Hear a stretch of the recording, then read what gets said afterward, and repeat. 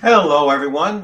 Good evening. I'm hoping you're enjoying the last few hours of your weekend. If you are, in fact, still in the weekend, some of you might actually be well into Monday, considering some of my subscribers are often like New Zealand or Australia and whatnot. But anyway, welcome to another OSR tabletop with myself, GM Bloodworth, or Richard, if you prefer. And every Sunday I try to think of something that's going on within the hobby and just talk about it. I try to keep it very game related. I try to keep it positive, but for these open mics, you are welcome to come in and bring up any related topic. And when I say related topic, I mean anything related to the tabletop role playing game hobby, or role playing games in general, because computer gaming is also welcome to be discussed here. If you want to talk about novelization and other forms of entertainment that are connected to role-playing games, that's fine as well. So I am just going to jump in and see who is here. Hey, Ducato, how is it going? Jeff, how's it going? And Agile Monk, good evening, everyone. So I've been fairly busy this last 10 days or so, getting back to work. My work year really runs with like a school year, so it starts in September and ends pretty much in June, although I do work a little bit of summer hours and such. But yeah, so I began my new schedule last Monday, and that really did put a lot of things off from what I was looking to do, as far as some writing projects I'm working on, and starting to get caught up. And Agile Monk, I'll let you know that I am, I'm certainly getting caught up on, the project I was working on that you might be interested in, and have a few more tweaks to do on that. But it is certainly in draft process right now, and I'll change the naming of things, in probably tomorrow, probably sometime tomorrow. I got to see what my schedule is like tomorrow, but I should get some of it done. I don't think I leave tomorrow morning for work until probably 11ish, so should be fine. And then Tuesday, I'm definitely more open Tuesday morning. So yeah, all of the A's will be done and brought up to speed, and then I'll start working on B, C, and so on. So anyway, that's a little inside pool kind of thing. What else has been going on? So gaming wise, I am still running my Castles and Crusades Tuesday evening games, and game sessions. Those are going fine. A little bit up in the air with the Shadow Dark on Saturdays. So waiting to see. I still have some openings in that if anyone wants to jump in on that. But I think we're going to delay that for a little bit until we get a little bit more focused, because I do have a game convention coming up in 2 weeks as well, and I don't want to do it 1 week and then put it off another week and then pick it up. So I'm thinking maybe we'll just reboot that campaign in October. That way I'm free to go, and I don't have any conventions planned until November. But that November one is just a 1 day, boom, done and home again. kind of thing. It's only about an hour and 20 minutes away, so it should not interfere with my gaming, even that Saturday evening. So anyway, looking forward to that. Um, how's the game on Tuesdays coming along? So I saw the post on the site. Michael is ready to take it forward. Yeah, I will. Like I said, I will change those names around and get that taken care of, and then move on to the next phase of that. So let's see. How's Tuesday game going on? It's going on really well. It's We're into week 11, and they're into a a series of adventures that that's going on, and so that should be really cool. Um, and then I'll see where they kind of take that. But it's one thing that I think that they're running into, and it's why I changed the spell system a little bit, the spell casting system in Castles and Crusades, is that I used it where, yes, they do have their spell slots and everything, but there's a casting roll that they make, and if they succeed, then they can cast that spell again. If they fail, the spell doesn't go off, and if they critically fail, then they lose that spell for the remainder of the day. And it was something that we kind of forgot to do, and I really think it is. I think an important improvement. And yes, I call that an improvement for whether it's Castles and Crusades or any other Vancian magic system, is that having it limited to where the magic using characters can only cast, 3, 5, 6 spells per gaming day is in the world game session day. I think what it does is it kind of sits into the players' minds that they want to rest up for the night, even though they've only been adventuring for like an hour and a half in that particular day, but they've used up all their spells and they feel like their spellcasters are practically useless at that point. And so it is something that I've been dabbling with, and having experienced Shadow Dark and the way that Shadow Dark does spellcasting, I think it's a phenomenally better way of going about it, and that is to have it where your spell either is successful, it's not successful, but you can cast it again, or it's or there's a critical failure. Actually, if you're not successful with it, you can't cast it again that particular day. And it also has critical failures. I wanted to correct myself there. I misspoke. And I think it's a lower threshold in order to cast anyway. So you have pretty much you're going to be rolling with advantage on very specific spells based on your character class. So like priests will roll with advantage when casting healing spells and that kind of thing. So it does give them an advantage to being able to continue casting spells throughout the day and not forcing them into that mentality of, oh, we got to go rest now because my character has no spells left. So that's something I have to remind my players, is that I don't think last session we really stuck to that. And I want to, just have them do some spell checks on the spells that they did use so that they can go back and use them again.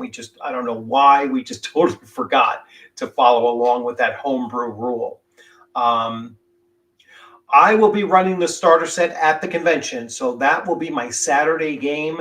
And I'm running the starter set adventure. I'm going to obviously tweak it up quite a bit. And not knowing it is very, very similar to the adventure that I had written, for my own home game. And so it's like the theme of it is very, very similar. So yeah, it's something that I'm still going to run it.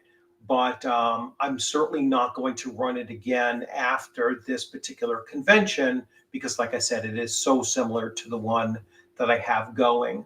Um, so next up, Joe Block has a live event for Adventures Dark and Deep Light today. Yeah, I missed that. And by the way, I'm not.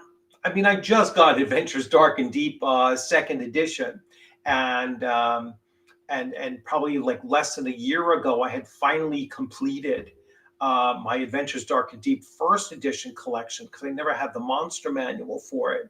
So I have no desire in looking at a rules light version of a game system that I like just the way it is. So yeah, so I'm gonna pass on that one, but I'll certainly look at some of his adventures that he's doing because that's pretty cool.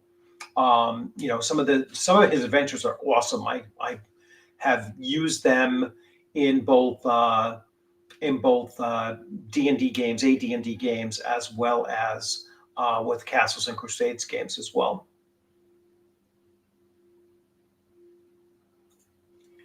It definitely makes improvements, but it has gotten mixed results from people based on the losing the spell if they fail concepts.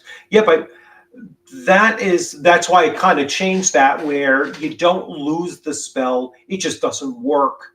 Um, so it's a little bit more forgiving than Shadow Dark system, but I might have it like you lose like you don't lose the spell unless you roll a certain very low threshold. So not just on like on a natural one, but perhaps on even an unmodified modified one. So um, if it's a one overall, then it's a lost spell. If it's a natural one, then it's a misfire. It'll have some negative impact. But yeah, I'm dabbling around with that and trying to find something that kind of fixes that problem. Like I said, Vancian magic is not a really fun to use system for magic using players. It's one of I think, the biggest drawbacks, especially for wizards. Wow, sorry about the typos above. Watching and typing same at the time. Yeah. So let's see. I like to roll the cast. I played a caster in Shadow Dark game, and it was fun. Yeah, it certainly is. It doesn't make you feel like you're no longer of use as soon as your spells are gone. It's not a good way of running it. Like I said, my players are literally like they adventured in this particular morning for not even more than 2 hours, and the both the magic user and the druid had expended most of their spells, and they're like, well, can we rest yet? I was like, no, you're still wide freaking awake. It just doesn't work that way.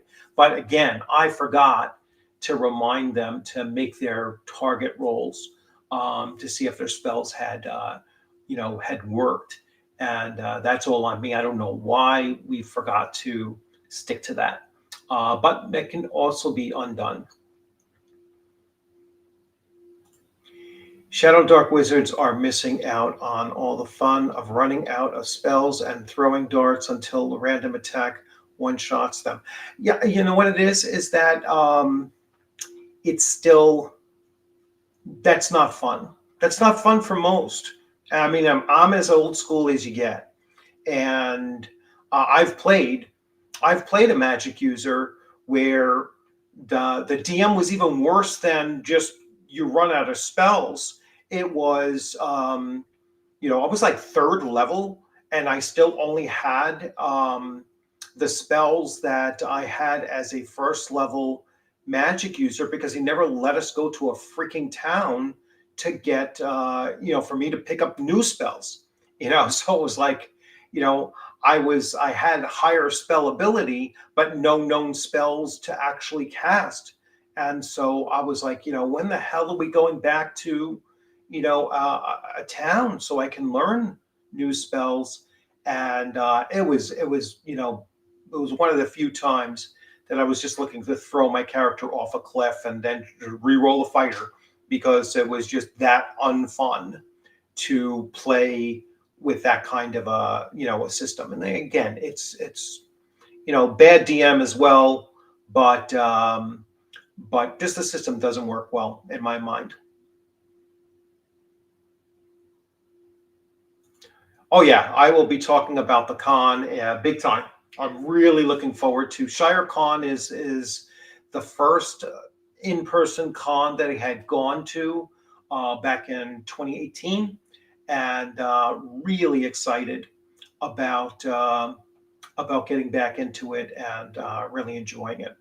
Um, so it's a great con. I can't wait.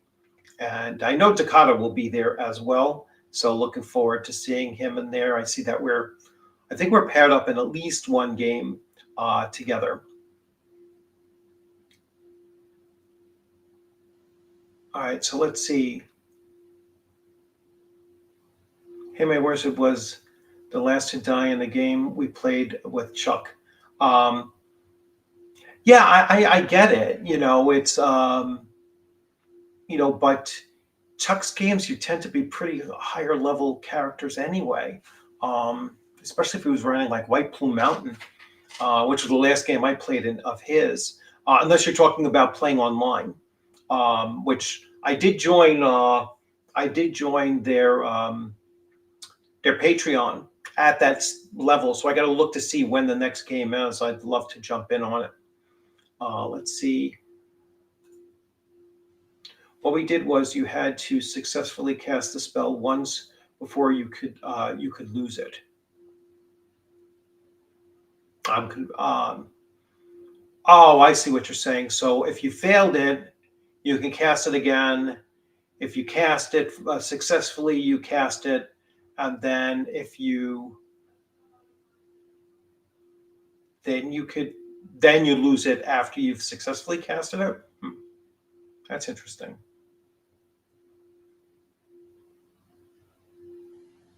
Yeah, as raw, it is very tough. And I've always added I've always taken the intelligence modifier for magic users. I'm talking about AD&D First Edition and giving them additional spells. With that, I was like I gave them automatic spells like reading magic and everything was not one that filled a slot for Vancian magic's spell casting. It was like, no, you can at will read magic. Didn't make sense that you couldn't, and even made detect magic an automatic that was in their spell books. So I gave them a much more expansive spell book at beginning as well.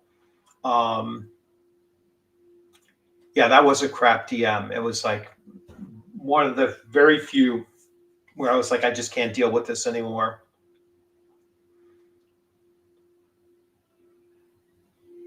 Yeah. DM has a simple casting system that works with its OD&D style. The variable results in spell burn make casters in DCC fun. Yeah, and that's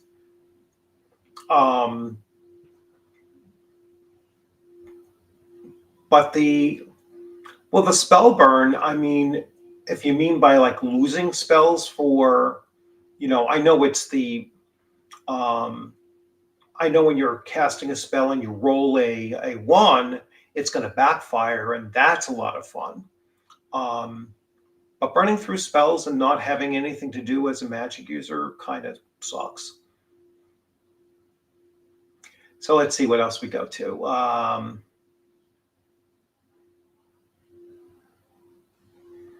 No, we were all first in Chuck's game. Yeah, so, you're all first level in Chuck's game? Cool. Yeah, I got to look into it and see how I can see the schedule for it. In their Discord. I don't see any like separate area in Discord for Patreon at that level. I joined at the troll level. So I should be able to see it, but I don't see anything that's like specifically like this is our area, this is our play area. I'll definitely have to look into that. After convention, I'll look into it.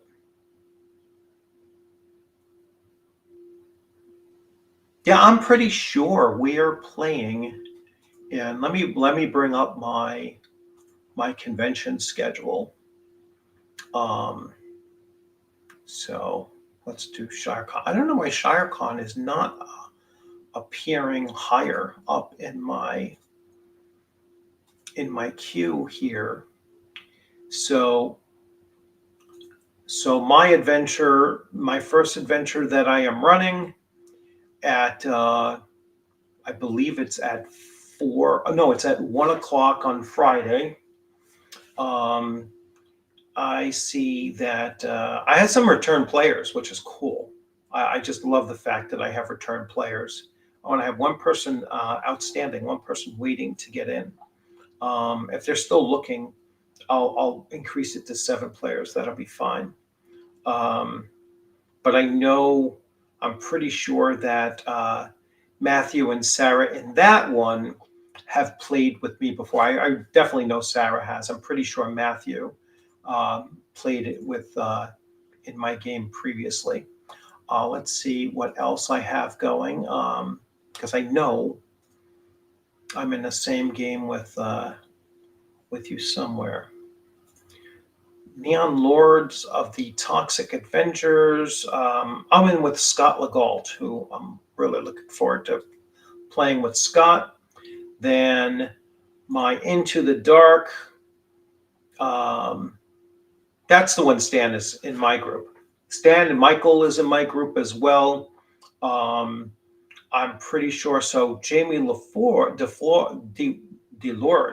Delorge is in my earlier game as a player.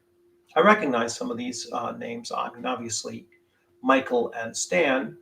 So it's going to be cool to see you. I think Corey. I've played with Corey before. Corey has been in my game before as well. And then my last game. Let's see, event schedule. No, I want my schedule. And then the last game is the Brawl. Oh no, Against the Dark Master is like a test. Oh, we're in that too. Um, Myself and Stan. So we're in that as well. And then the Tavern Brawl. I am with Corey, with Michael, with Chet Minton, Scott Legault. So quite a few. There's still tickets available for that as well. So anyway, so yeah, really looking forward to it. Yeah, so we're playing in a few, Ducato. So that's going to be cool. And now let's get to some other things. Oh, let me take that that off of there. So if anyone wants to join, let me throw that invite up there. So let's see, join. If anyone wants to jump in, there it is. And you are welcome to jump in on there. So what else has been going on?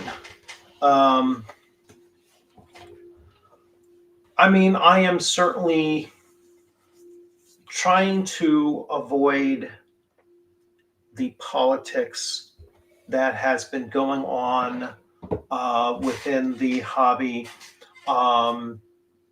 kind of like adjacent to the hobby this past, couple days. And so I'm really, I have not made any videos on it specifically. I am just extremely disappointed when people associated with the hobby go in there and they basically say, if you believe X and X and X, or if you're on this side, or if you're here or there, I don't want you to, I don't want to be friends with you. I don't want to be, associated with you. I don't want you to buy my products. I don't want you in my community, which is kind of bizarre to me because it was like, what community are you talking about, kind of thing. It's like, do you own it? Do you? I always get it. It always gets me when someone who is a seller of products, comes out and basically tells people don't buy my stuff.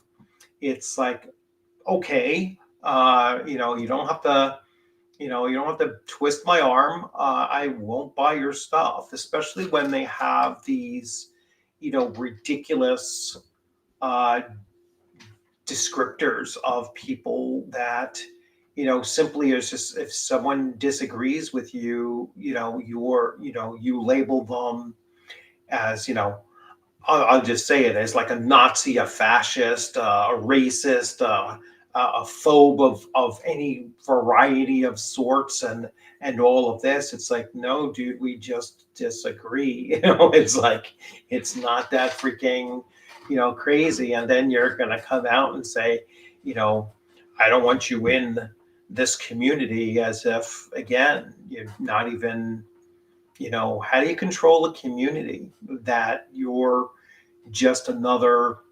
another practically nobody in the community? So it's kind of bizarre to me. It really is. Um, so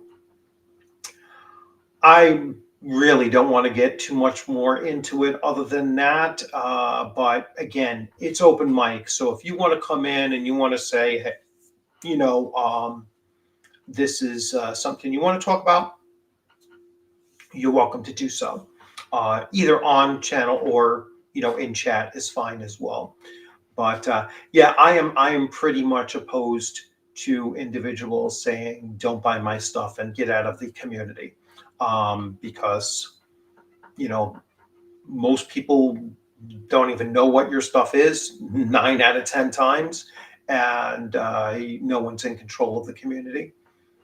Um, you control your table, and that's something that, like, Joe the lawyer was talking about the other day in a video where he was like, should you gatekeep your table? Absolutely, you should be gatekeeping your table.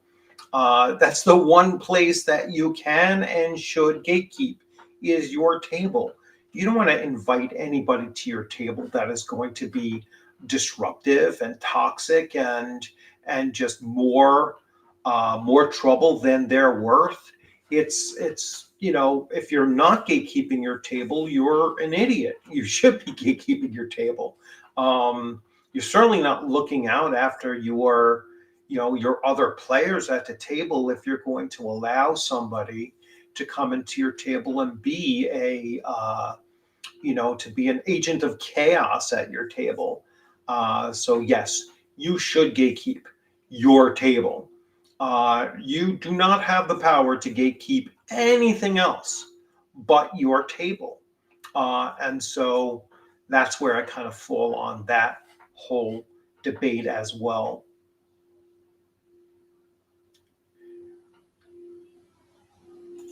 But you kill characters in your games. How can you get return players? Yeah, yeah. It's like,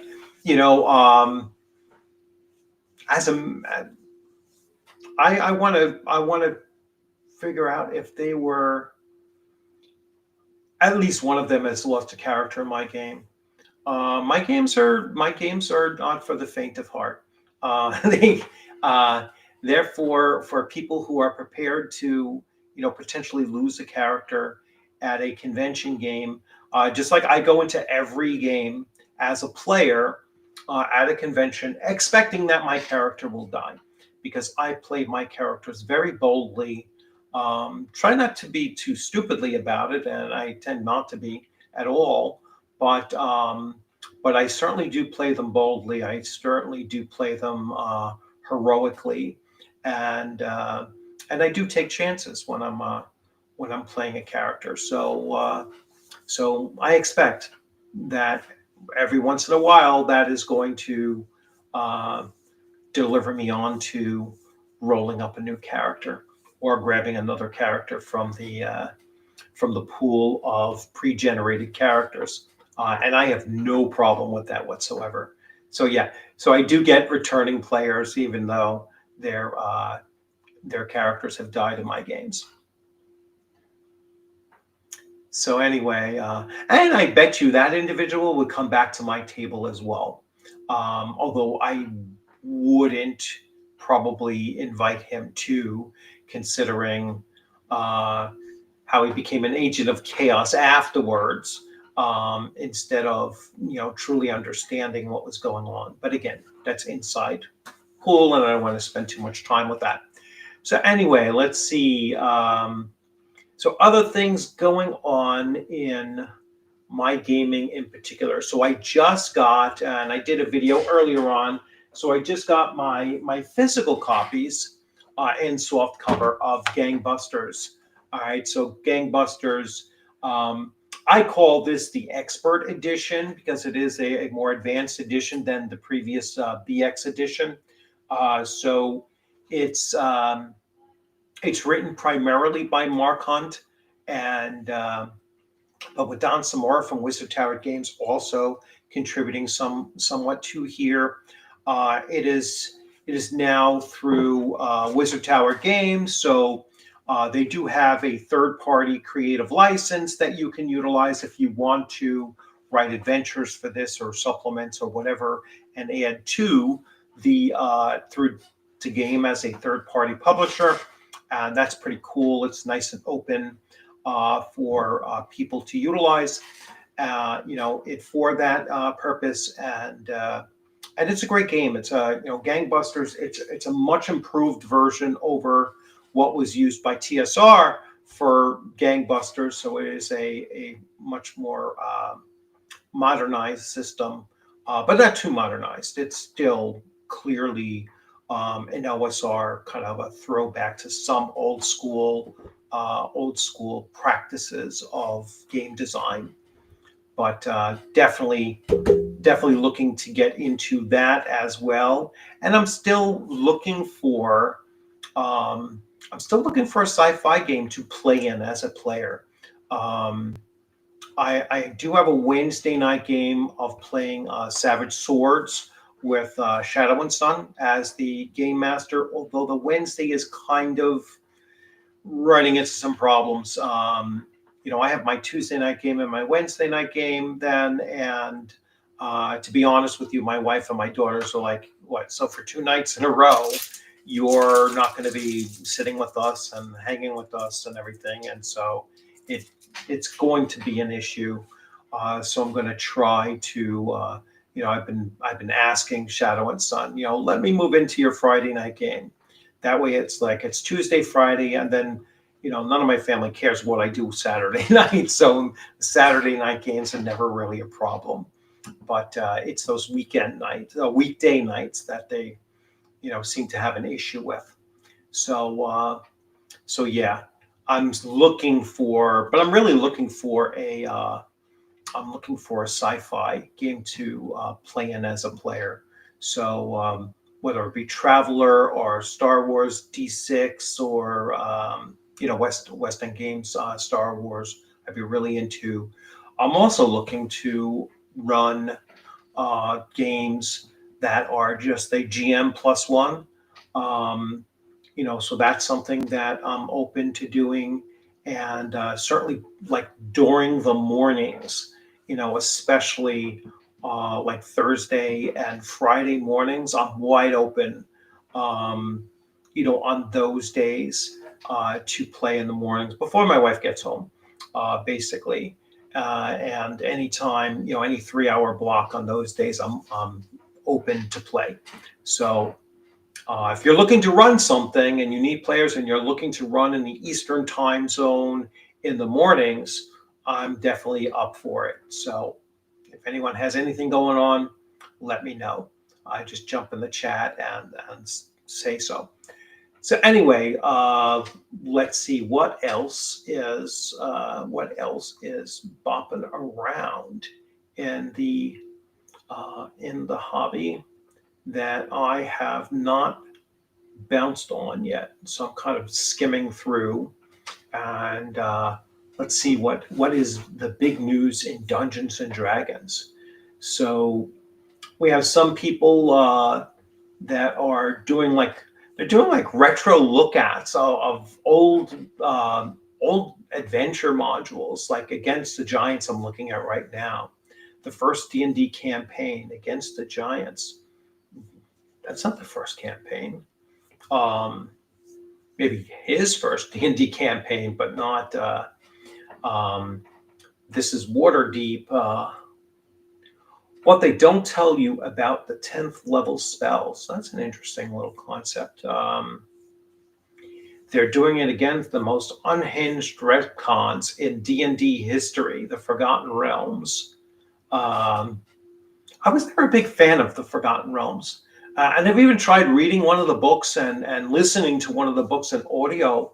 I think it was Coromir was the book that, which I think is the first, um, I think it's the first Forgotten Realms book. Now, I'm not talking about like the Pool of Radiance books because those I can listen to, but I wasn't a big like Ed Greenwood novel fan of that first book. It was kind of I just had a hard time picking up the storyline of it. Um, but yeah, Forgotten Realms. I was never big on Forgotten Realms, and if I'm going to run AD&D first edition or even second edition, I would throw it in Greyhawk as almost always. For the last 2 days, I've been going down a Ravenloft rabbit hole. Cool, like the original. Um, that I played that when it first came out as a player. I've never game mastered it, and we actually survived it.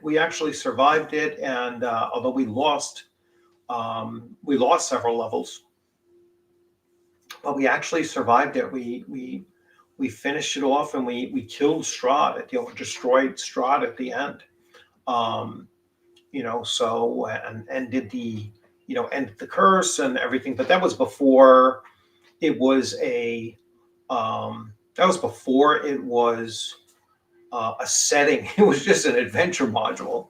It was not a setting.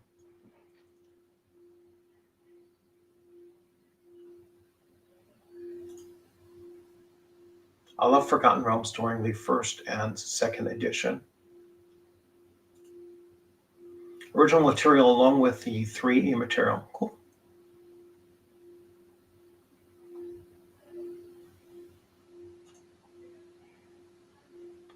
Love Greyhawk and Birthright to play in if doing official stuff.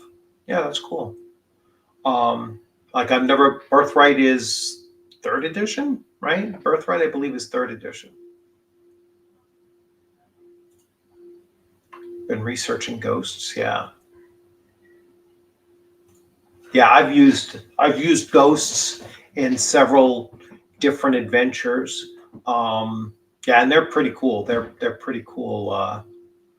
Um, used them both as like almost like NPCs, and used them as obviously monsters to be dealt with. But usually I use them as as potential like NPC. And oh God, excuse me, that came out of nowhere. NPCs like quest givers type of thing, where you have to go out and do something to allow them to rest in peace. You can create some kind of moral ambiguities with that as well. D&D Dad and Son, hey, how's it going? Good to see you here. So yeah, that's something I like to do with ghosts is have them send the player characters on a quest, and even if they have like a evil desire to do, the players are kind of trying to kill two birds with one stone, kind of thing. So let's let Hunter in here. Hey Hunter, how's it going? I'm doing all right. Can you see me, hear me? Yes, I can hear you fine, see you fine. Good to see you.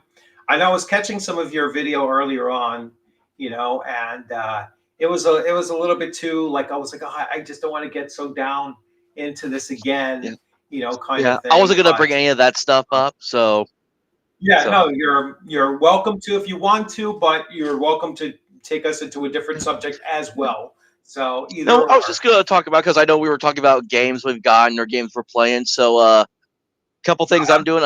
a buddy of mine I follow on YouTube. He goes by RuneForge. He does a lot of YouTube. He does a lot of RPG review stuff, but he has this book called Shadows of Camelot. So it's King Arthur basically for Shadow Dark. Got that recently. Oh, cool. It's been kind of almost an all day RPG thing for me, which was a nice change of pace after the week we've had basically. So I was Yeah. on a stream earlier today. Me and another buddy pirated a mutual friend stream, and we went over how to make a character for Savage Worlds because I recently got that rule set. Because today's the final day for their Savage September sale on Drive Thru RPG, and then I was in my Sunday afternoon game. We've been playing a Black Hack little campaign for a while now, so that's been pretty fun learning that system. And then tonight, same pal, we're going live again, and we're going to run a fourth edition module. Okay, Yeah, cool. I forget. I'll have to look up what the name of it is. It's based off some it's like Death. It's based off a series called Death Dealer, I think it's called. Yeah, Okay. I'm not familiar with it, but the guy who's running it knows a lot about it. And then starting next week, I believe, unless stuff comes up, I'm going to be running the 5e Curse of Strahd module for a bunch of mutual friends. This is going to be the first time I ever ran 5th edition. Mm-hmm. Yeah, that's cool. I'm sorry, I got distracted by a comment. Oh yeah, here. you're perfectly fine. Yeah. Oh, somebody reaching out and saying we're related. So it's funny. I mean, like way off topic. I had done a Memorial Day video, back last Memorial Day, honoring my father's unit. My father was a World War II vet, and honoring his unit. And then this person came in and said, "Hey, my grandfather was the first sergeant of that unit. His name was Papa Bond." And I went back to my thing, and I was like, "Holy crap!" They were in the same unit, knew each other for certain, and it was like, and then he just jumped in again and said he's going to reach out. So Yeah. I was like, yeah, definitely, that'll definitely be cool. So yeah, it's a lot of fun when people go and they find things from your past videos and be like, hey, this or that. But I mean, that one was one that really took me back. I was like, wow, all right. So I have the grandson of my father's first sergeant, company first sergeant. So pretty cool. But anyway, so yeah, so you got like what, 4 different games you're playing right now? Let's see. Well, the 4E game I'm playing in tonight's a kind of a one shot thing we're doing, and I've always heard about it's known as the Forbidden Edition. 4E is always being referred to it as, but it's always one of those things where it's like I heard about it so often that I want to actually try it for a change. So I'm playing. Right. So it's going to be all human, but I'm playing as the Warlord class. That was a 4E class up in that game, Mm-hmm. and then and it's like the reason I'm doing the 5E Curse of Straw campaign is because the buddy that's putting it together, they had players, but they didn't have anyone to run it, and I had been stuck in the player seat for so long now that I was just dying to want to GM something. So I said, fine, I'll just go ahead and run it, but I'm going to do things and tweak things up differently. So we're not playing. So we're using the 5E module, but it's kind of. What's the word I want to put for it? I'm going to make it as OSR kind of feeling as I possibly can. They're not just going to get off scot-free with everything. Like I'm using the optional rule for the sanity attribute in the game, for starters. So right. And then I almost forgot. Chubby Funster Shadow City. A buddy of mine's going to start running that game, which I'm also going to start playing as well. I think on Thursday evenings. I think it's going to be. So. Yeah, and I already bought both I already got the book PODs ordered in, so I'm looking forward to getting those in my hands as well because those just got released. That's cool. Yeah. I want to get into playing a game, like I said, but it can't be Wednesday night. I'm going to do one more session for Shadow and Sun because they were about to go into a big combat, and then I'll look to find something. Even a Thursday night would work for me as well. But yeah, I'll definitely look into it. Frazetta's Death Dealer. By Frazetta Death Dealer. Yeah. That's right. Mm-hmm. Yeah. You can't get those books anywhere. I've tried. I believe They're hugely expensive on on eBay. I believe it was at one point a module that Goodman Games had the license and the rights to sell at one point, but I don't think they sell them anymore. Yeah. They made actual modules based around that story. Yeah, I wish they would re-release the books so you can actually read Yeah. them or listen to them. Oh, I'm sure, like, you just go sailing the high seas of the internet. And I'm not going to say I condone it or anything, but if you do, you might be able to find them on there. So Yeah, but like I said, my reading is mostly mostly audiobooks now. yeah. So it's like when I'm driving to and from work, I have like a 2 hour and 20 minute commute each day for the 3 days a week, and audiobooks just work. You're talking about the perfect for books. I that. was talking about the modules. Yeah, no, I'm concerned about. I'm more interested. Well, in that's the fair. books. Yeah, I know Spotify has they do audiobooks now on Spotify, but it costs more on top of the premium membership in order to be able to do that. Yeah.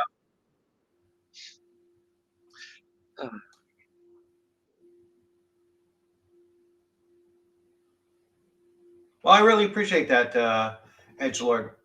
Yeah, I got to double check and look to see because I haven't looked in quite a few months now. So Yeah, eBay. one game I've been needing to See. run, and I just had the creator of this one on my Friday. On Friday, it's a game called Dystopian Dawn, and it's a sci-fi post-apocalyptic setting where you're playing as like it's mostly all human centered, but there's mutations and all that involved. But it's like 500 years after like the destruction of Earth, basically, and then there's still like piece of it still floating around and stuff. And so he just finished a backer kit crowdfunding for like 5 more books that he's been working on. And I got the and I've helped playtest one of those books, which introduces Vikings and robots into the setting.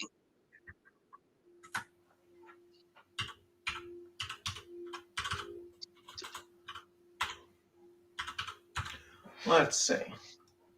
Yeah, I'm looking at.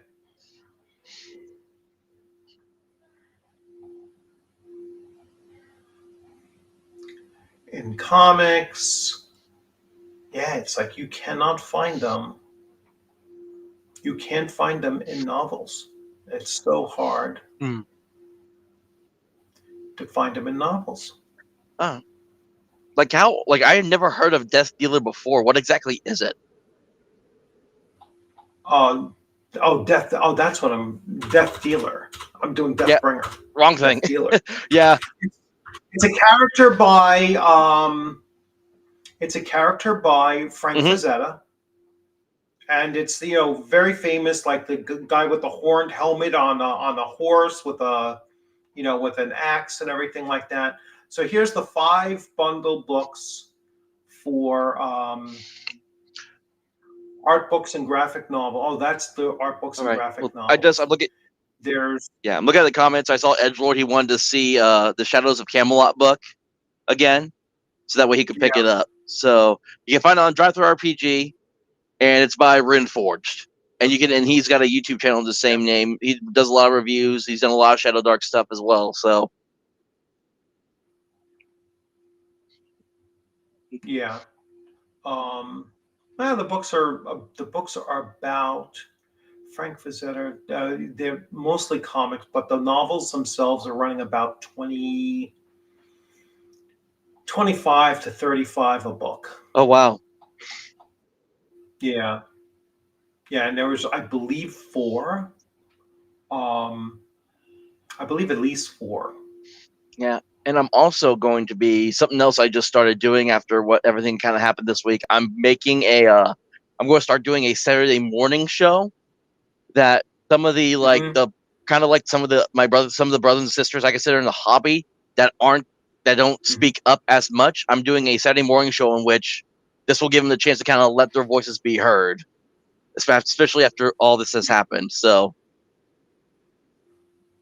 that's right. It's James Silky. Thank you, Edgelord. Yeah, I always forget the author of it. I always remember Frazetta, but I forget the author's name. There's 4. Yeah. Oh, I see. That's D&D Dan's son in the chat. I followed them not too long ago. So Hmm.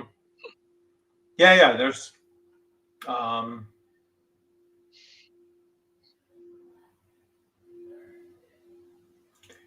yeah. Sometimes they're not. Yeah, they're not very. I mean, but you know, have you ever read A New Hope from I mean, the Star Wars, A New Hope.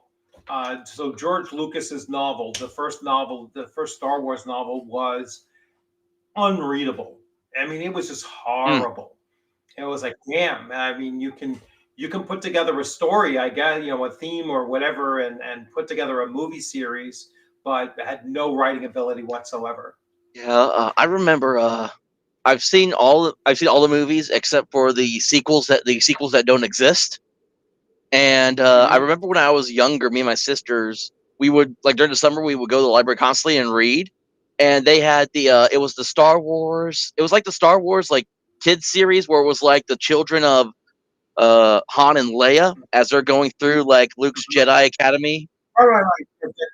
That's Heir of the Jedi, right? Honestly cannot remember the name of it to save my Yeah, life. So I think that's called Heirs of the yeah, but Jedi it was a series. really good series. I really liked it when I remember reading it. I don't think I read the entire series just because, of course, like you try to get books in, you try to check out the book, and then when you're ready for the next one, someone else already checked it out. So Yeah, I liked Rogue Squadron, Michael Stackpool. I liked Darth Bane, where it was awesome, awesome trilogy of books. Um, I never can pronounce that guy's name, David Quapitz or something like that. And then there was not Darth Bane, Thrawn. The Thrawn books were good too. Um, I like Darth Plagueis. That was a pretty interesting book, but not as much as Darth Bane. Empire was on, yeah, and Zahn's books are good. Um, all of those, a lot of those extended universe books were actually, really, really good. All worthy of movies if they ever, wanted to. I think they were looking at making a Revan movie, and they just never got around to doing it, or um, but a Revan movie might be pretty cool too, but just not made by Disney Star Wars. It's like it would totally screw it up. They okay, have to wait till they get rid of so Kathleen so it Kennedy. was not actually the series was not called Heir of the Empire. It was called Young Jedi Knights, is what the series was called. Oh, okay, So all right. yeah, I just looked it up to be sure because I'm like because someone commented about Heir to the Empire was someone else. So, but I also remember another series I read was the Left Behind book series, the one that about the Rapture and all that. Okay, No, well no, there's an entire book series that someone wrote about like Revelations and the Rapture and all those that got left behind. It was like the original series is like 7, 8 books I think. Well, someone another right? different author made it was like a Teens Left Behind series about that focused on a bunch of teens that got left behind, but it took place in the same book series as the Left Behind series. And and me and my Yeah. sisters, because I got two younger sisters, all three of us read through that whole Teens Left Behind series. Oh, cool. Yeah, it was interesting for sure. Yeah. So let's see. Shadow done a hunter from about Darth Maul. Hmm. Yeah, Darth Maul was a cool character in like Clone Wars and everything. That was some of the best Star Wars movies was the cartoons. Yeah, I always kind of When I remember when the first time I saw like episode one and I saw Darth Maul, I was like, I wish they would do more with him because I felt like they didn't do enough with him in that show in that movie. And then you got to see him like Yeah, when Clone Wars came around and they brought him back for that basically. yeah. So let's see.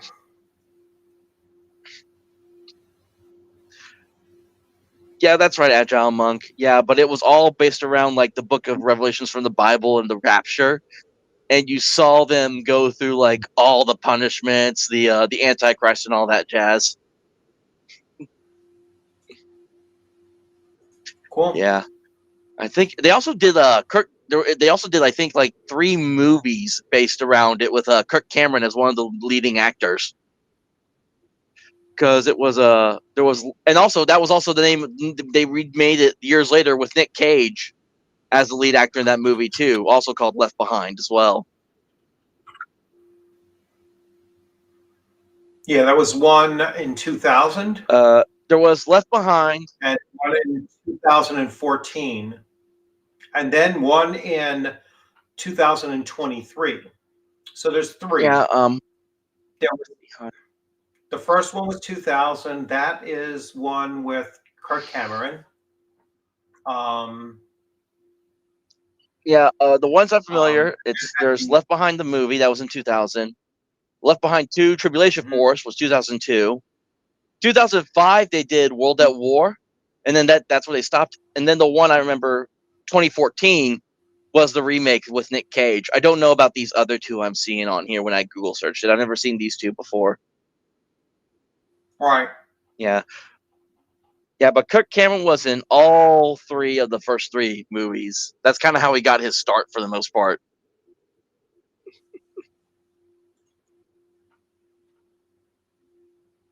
Oh boy. All of a sudden, it was a long day.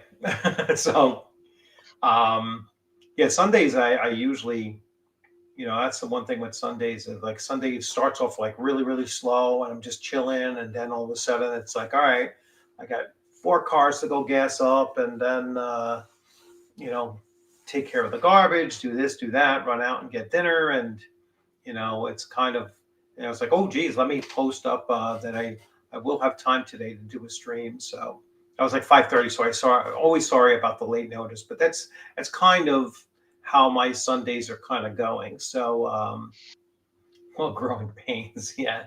Yeah. Growing pains. Kurt Cameron. Yes. So anyway, yeah, so I mean, gaming wise, I'm not expecting too much more in the form of. I mean, I'm still waiting for some things to come from Trollord Games, such as of my physical copies of Mm-hmm. Reforged and an Adventurers Backpack. So I'm expecting that, um, and then they have some. They have Gary Gygax's Canting Crew that's ready to go to print. I think they sent us out an advanced copy of the PDF, kind of like a beta Yeah. view of the PDF, and so that's looking pretty cool. That's like almost like it's almost like a Thieves World kind of supplement, right? So you're gonna if you wanted to run like just a straight up like a thieves campaign, that would be the book to definitely use. So that's pretty Yeah. cool. I Um, looked up when Growing Pains was around, guys. That show was before I was even born. I wasn't born until December 1992, and it ended in April 1992. yeah, So I was only a yeah. I never watched I that. was only a Yeah, speck in my father's eye. yeah. I was in my I was still in my early 20s. In 92, I was 20, I want to say 25, 25, 26. So I'm still waiting for Dolmenwood.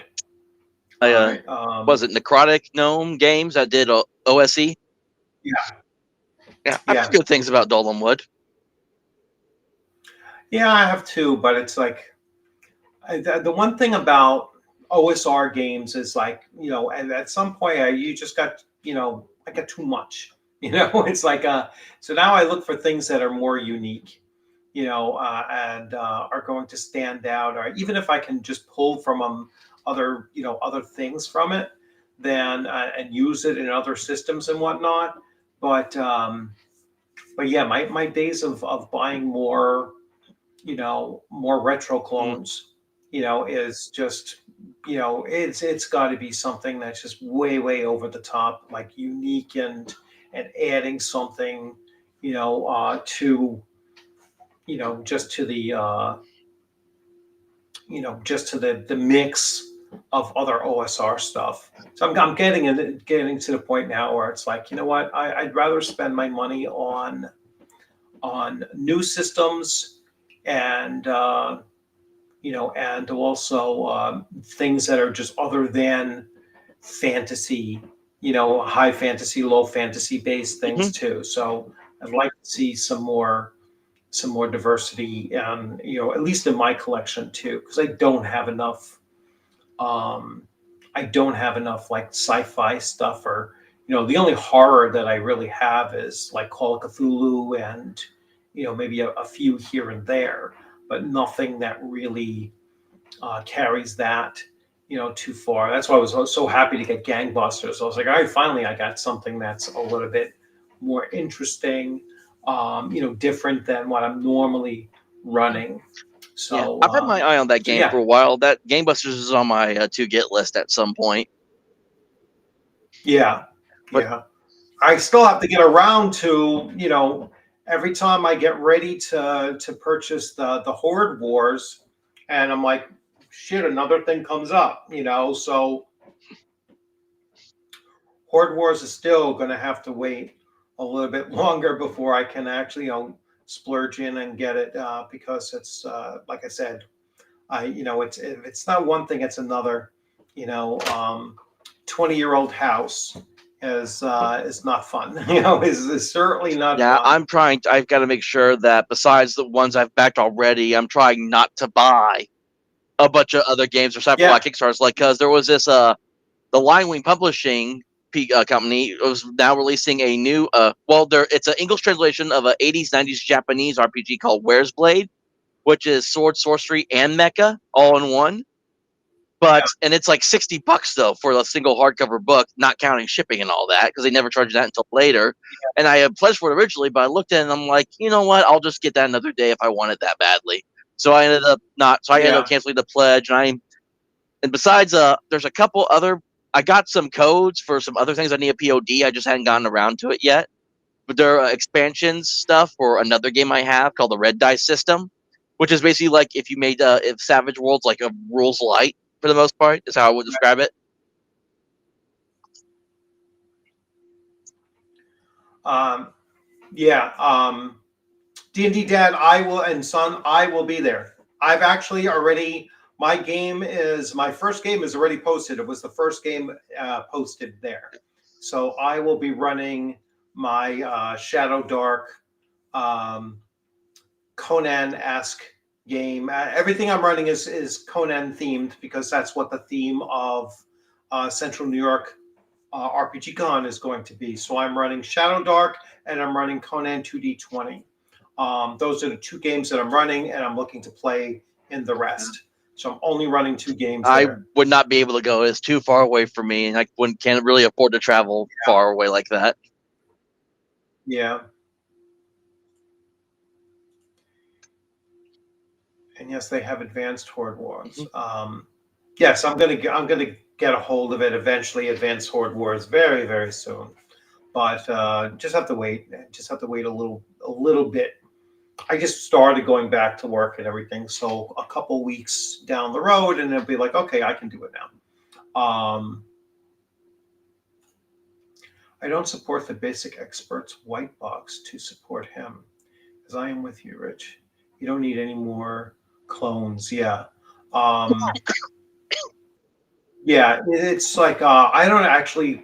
I was looking at what he has a game out called Cow Punchers that I was kind of interested back in the day, and it just fell off my radar.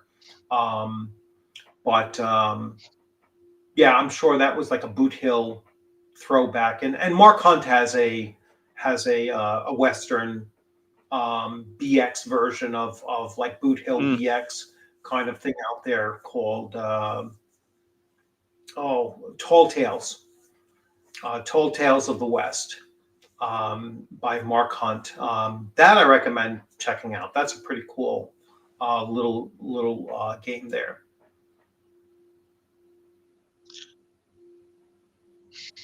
Yeah, I got a. I agree.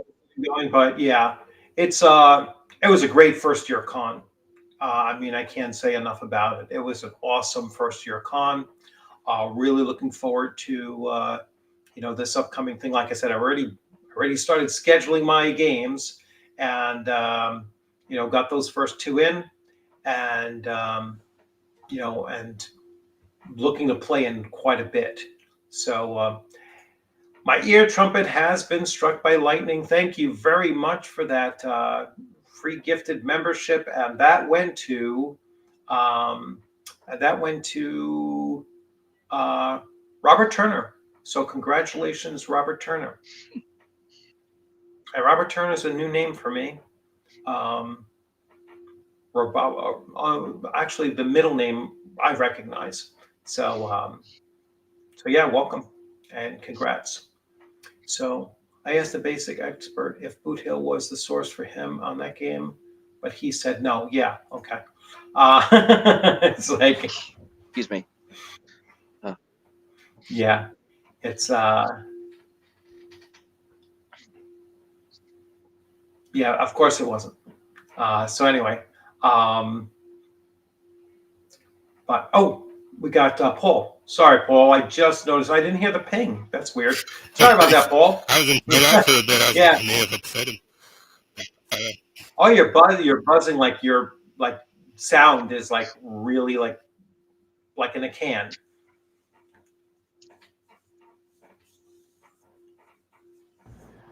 How's that now? Better. There we go. Yeah. Okay. Every time I reboot the computer, I have you to were kind of reconnect the USB. It makes because then it sounds like I sound very 8-bit. So yeah. Yes. no, That was a perfect. I thought I was in timeout for a little bit there because I was described, waiting too. for about 10 minutes. I was like, yeah, maybe they're. Oh, I'm sorry. Yeah. I figured you guys were on a roll or whatever. So I was just busy trying to get things put into little sleeves and pouches or whatever. I got all these zines that I'm trying to organize. The problem is they're all kind of like mothership sized, but then you get something like Macchiato Monsters, and it's like, oh, this one's much wider. So now I have to buy a whole nother type of sleeve to put those into. Oh, the type of sleeve, yeah. I still haven't gotten a chance to play Mothership. If I see that being run someplace, I'm definitely going to jump in. It's all right. It's a pretty simple system. I haven't played the new one. I played the old Ashcan years ago. So I think the newer one they focused less on leveling up because they figured your characters are going to be more kind of Call of Cthulhu or Aliens, where when one person survives, and that's really it. You really shouldn't worry about surviving too much or leveling up. So anyway, yeah. I mean, it's been it's been actually gaming wise, it's been a pretty cool week that I'm looking forward to in 2 weeks' time. 2 weeks as of Friday, this past Friday, I'll be at a convention. Like I said, I'm just running Castles and Crusades, although I should have mixed that up a little bit. But especially as I'm going through those two modules and two adventures, and I was like, well, damn, that adventure is like very, very similar to the one I'm already running. So I guess like minds on certain things. I was like, yeah, it's kind of. And which one's this? Is this Shire players going out to, I completely forgot. I'm joining your Shadow Room 2 game whenever we start that back up again. I forgot I was doing that too for a second. Paul's game? Your Shadow Rim game. Oh, my Shadow Dark. Yeah, my Shadow Dark. Yes. That will be on. Like I said, we'll probably pick that up in October. Yep. Perfectly fine. That way, we can certainly settle in for at least 4 weeks in a row before.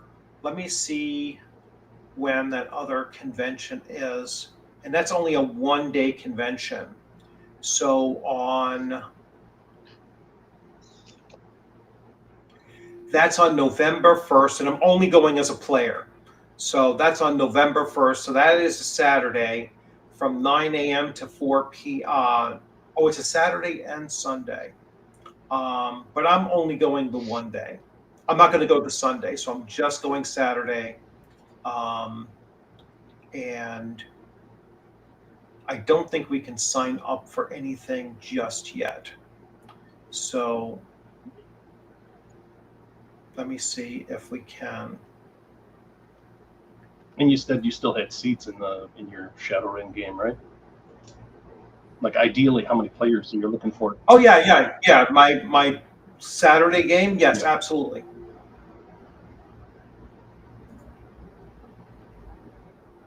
Oh shit, I can sign up for games here. Oh, I got to check this out and see. We can sign up.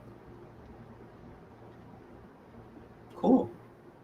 I'm gonna have to double check on this and check this out. So you can sign up for games here on.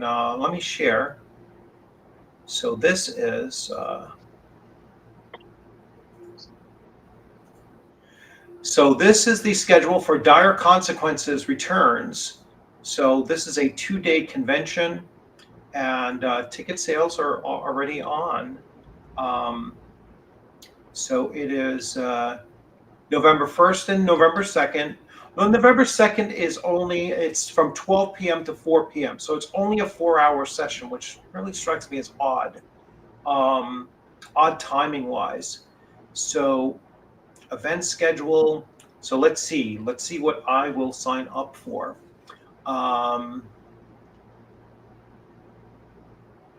So a 9 a.m. game, I'll probably leave like 6 o'clock in the morning to get there. Let me see what strikes me fancy here.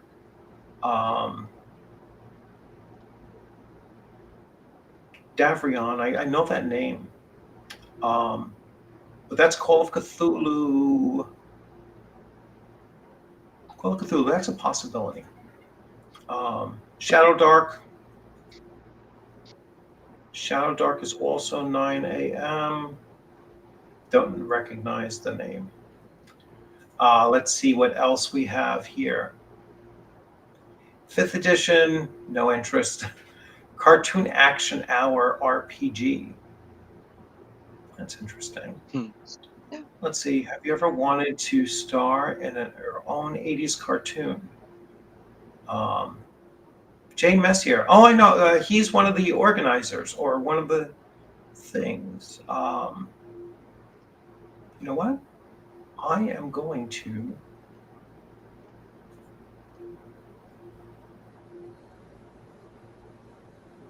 Oh, let me get rid of that one.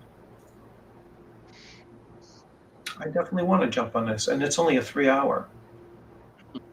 Yep, it's only a 3-hour. Let me do that. Ticket added, and this is the one thing about drive-through that I mean not drive-through. This is that you have to do this, and you have to click twice to set everything up. All right, so that's the first one. There we go. Event schedule. So I have a 9 a.m. So what was that? 9 to 12? Yeah. So that was 9 to 12. Hey, Paladin. And let's get one more. Is somebody trying to come in? No, it commented. No? I was just saying hi. Hey, let me just grab another. Oh, there's Mothership. Look at that. Another bug hunt at 2 o'clock. Yeah. So, and who's running? Oh, I know this guy. John Cole. There we go.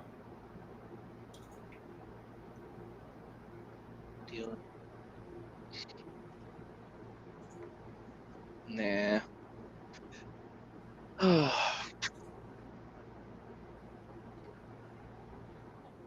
There we go. I also saw. I don't know if you ever followed the people who made Against the Dark Master. They just. I'm playing in one of their games. They just released. They released playtest material not too long ago for their Against the Star Master. And so I've been looking through it, and I've been trying to see about getting eventually some guys together to try to test out some of that material. Cool. I mean, if you were itching for a sci-fi game, there you go. Yep. Yeah. So, Yeah, I will be on that, and there you go. You just watch me. You just watch me book my my comment. I'm surprised. Like I didn't even know that they opened this up. I think they opened this up yesterday. To be honest with you, I'm glad I got those two. I had two different genres. I haven't, like I said, I'll finally get to play Mothership, um, and Cartoon Action Hour. That's pretty cool. I'm really wondering if that Cartoon Action Hour is the same guy who he ran similar types of games over at Origins. I'm not sure if it's the same guy, but if it is, it's going to be a good game. Yeah, it's a guy I was supposed to interview. He's with the people that are sponsoring this thing. Yeah, it's Jay Mesner. Yeah. So that's why as soon as I saw it, I was like, oh, cool. I'm definitely looking forward to it. So my Saturday is now booked. And I believe I was a second ticket holder for that as well. So that's interesting. Looks like a small convention. You only had like 20-ish events. So. Yeah, it's a small convention. Yeah, it's a small convention. Like I said, that's why it's only like an hour and 10 minutes from me or something. So it's like I'm just going to go the one day. It doesn't make sense for me to drive 2 hours, or 2 hours and whatever it's going to work out for a 4-hour session on Sunday. It's like that doesn't make sense. But I can definitely do the other one. That'll be great. So yes, so November 11th, that is going to interfere with my Saturday night game that week, that particular day. So, but anyway, so let's see what else do we have going on here. So, so convention-wise, let's go through the convention list. I got one that's happening locally in my area in Northwest Arkansas in October. It's just Saturday and Sunday, but it's all old school gaming. They're doing Castles of Crusades, Dungeons and Dragons, BattleTech. I'm going to be running a friend of mine's. It's a retro clone science fantasy 0E called Barrows and Borderlands. So I'm taking that there to run for people, and I'm going to be running that all weekend for people. So it's like I forget what exactly he calls it. I'll have to look up what the name of it was.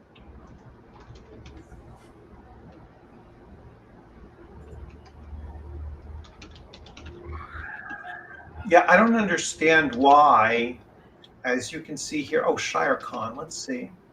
Did I not like the click to like? And will that bring it down?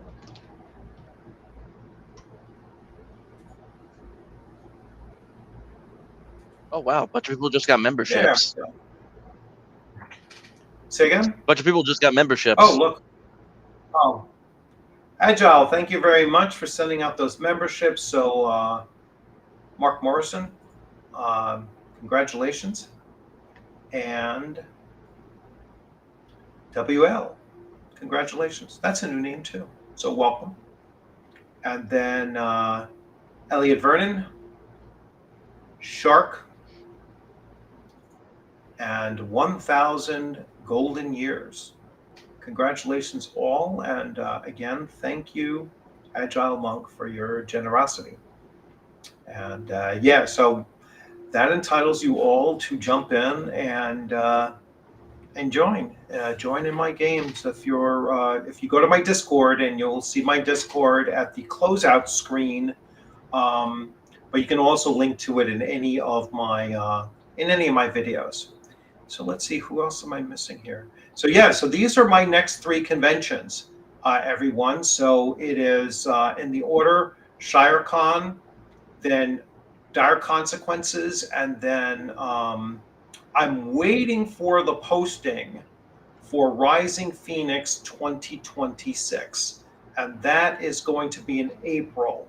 So we have September, November, April, and June.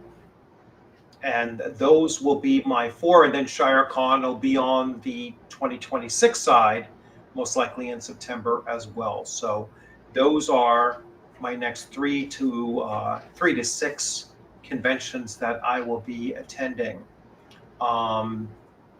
Then in 2027, Rising Phoenix will be off of my rotation, and I might be doing WizardCon in Michigan. All right, Battle Creek, Michigan, or near. I'm just outside Battle Creek, Michigan.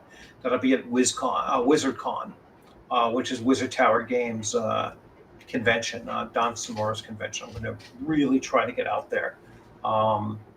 That's a tough one. That's a long, long trip, but I'm certainly going to try to get out there. I hope Don can catch one of these more local trips for me as well. I forget if he's going to be at ShireCon. He might be actually. Fayetteville or Buttonville. It's going to be in Fayetteville, and it's called Sword and Serpent Con. That's what it's called. It's just a 2-day event, and yeah, it's just all like just old school gaming stuff. I'm looking over at the thing right now to remember what the games were that they were running. Because, like I said, there was Castle of Crusades, there was BattleTech, there's Dungeons and Dragons. They have there's one called Federation Commander, Prisoners of the Ghoul Lords, Dungeon Crawl Classics is another one they're doing, and it looks like some of them it's like they're gauntlet type things because they have some listed as Qualifier A and Qualifier B, so they must be doing some gauntlet adventure type things, I'm guessing. Mm-hmm.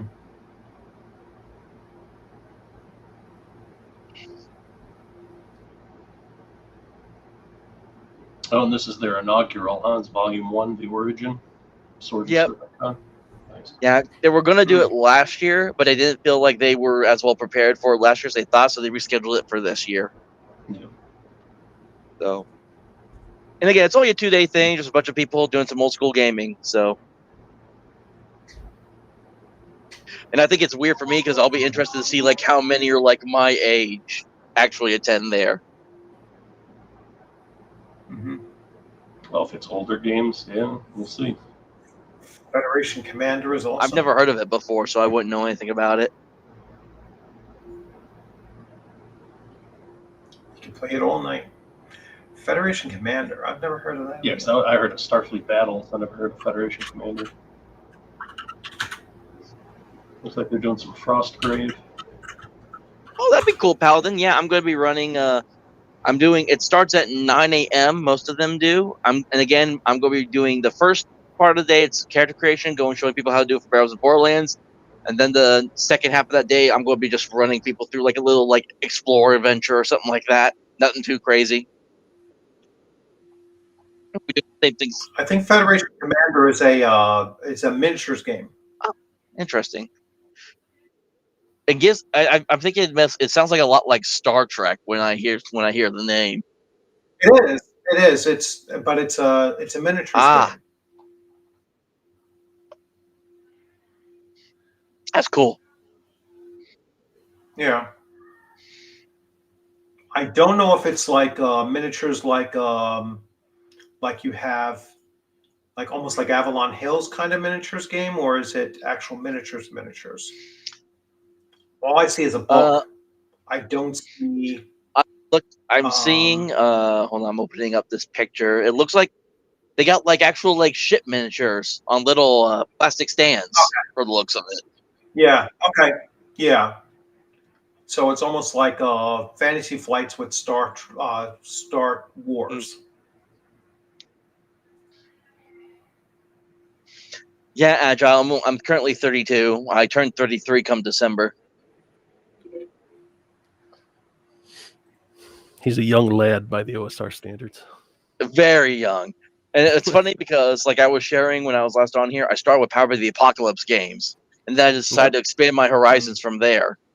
Sure. So it's interesting just kind of how, like, it's like, because most people, they start with PBTA and they stay there, but the games I was playing, I'm like, well, I can't really do what I want with all these games. What else is out there? So yeah. Well, don't let people fool you, too, because I forget who it was. It might have been Ben Milton had a podcast, or it might have been him or it was Daiku, who had a bunch of designers, and I think what's his name from the lead guy from Magpie was on it, and he was talking about OSR games and how they love old D&D and whatnot. So it's not like people like to think, oh, you're pigeonholed, you have to play PBTA or whatever. Everybody plays a mixture, to be honest, especially if you're a designer. Yeah. An old podcast I had, I actually interviewed Vincent D. Baker, who's the creator of the Apocalypse World RPG, which was like the very first like Powered by the Apocalypse game ever made. And so that was cool to talk to him, because just kind of learn, because he started with trying to play 3.0 or 3.5, I think it was, and he just didn't like it. So he wanted something else instead. So he created Apocalypse World. And I actually think I heard there's a 3rd edition now in the works. I started hearing spread around of Apocalypse World, because there's only, I think, there's only 2 editions of it out right now, so it's probably due for an update. I suppose. I mean, there's really only so much you could do with the system. It's pretty simple, to be honest. You're just doing the 2d6, and then it's mostly just kind of like theater of the mind, putting it together. And then Dungeon World, someone bought the rights to it, and now they're making a 2nd edition of Dungeon World now. Yeah, that got brought up a few months. I missed out at that at Gen Con. I swung by. It's Burning Wheel. The guys, Luke Crane and all them, they picked it up. The guys that are doing I thought they were the ones that Mouse Guard. I thought they were the ones that had it originally, and they decided to dump it because of some issues with the original author or something.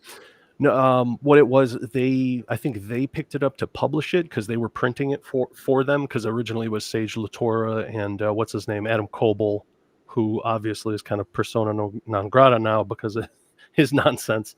But both of them weren't really interested in doing it anymore, which honestly, that's kind of how it should be. I mean, we were talking Star Wars earlier, and I think you could have done a prequel trilogy, just not directed by Lucas. People go through kind of creative phases, and they weren't into it anymore. So they've got 2 new people working on it. But yeah, Sunday for Gen Con, I swung by their booth, and there was an empty little like end cap that they had for the Dungeon World 2, and I was like, oh, I would have totally bought that, but it's, I waited until the last day, so they like just sold out as I got there.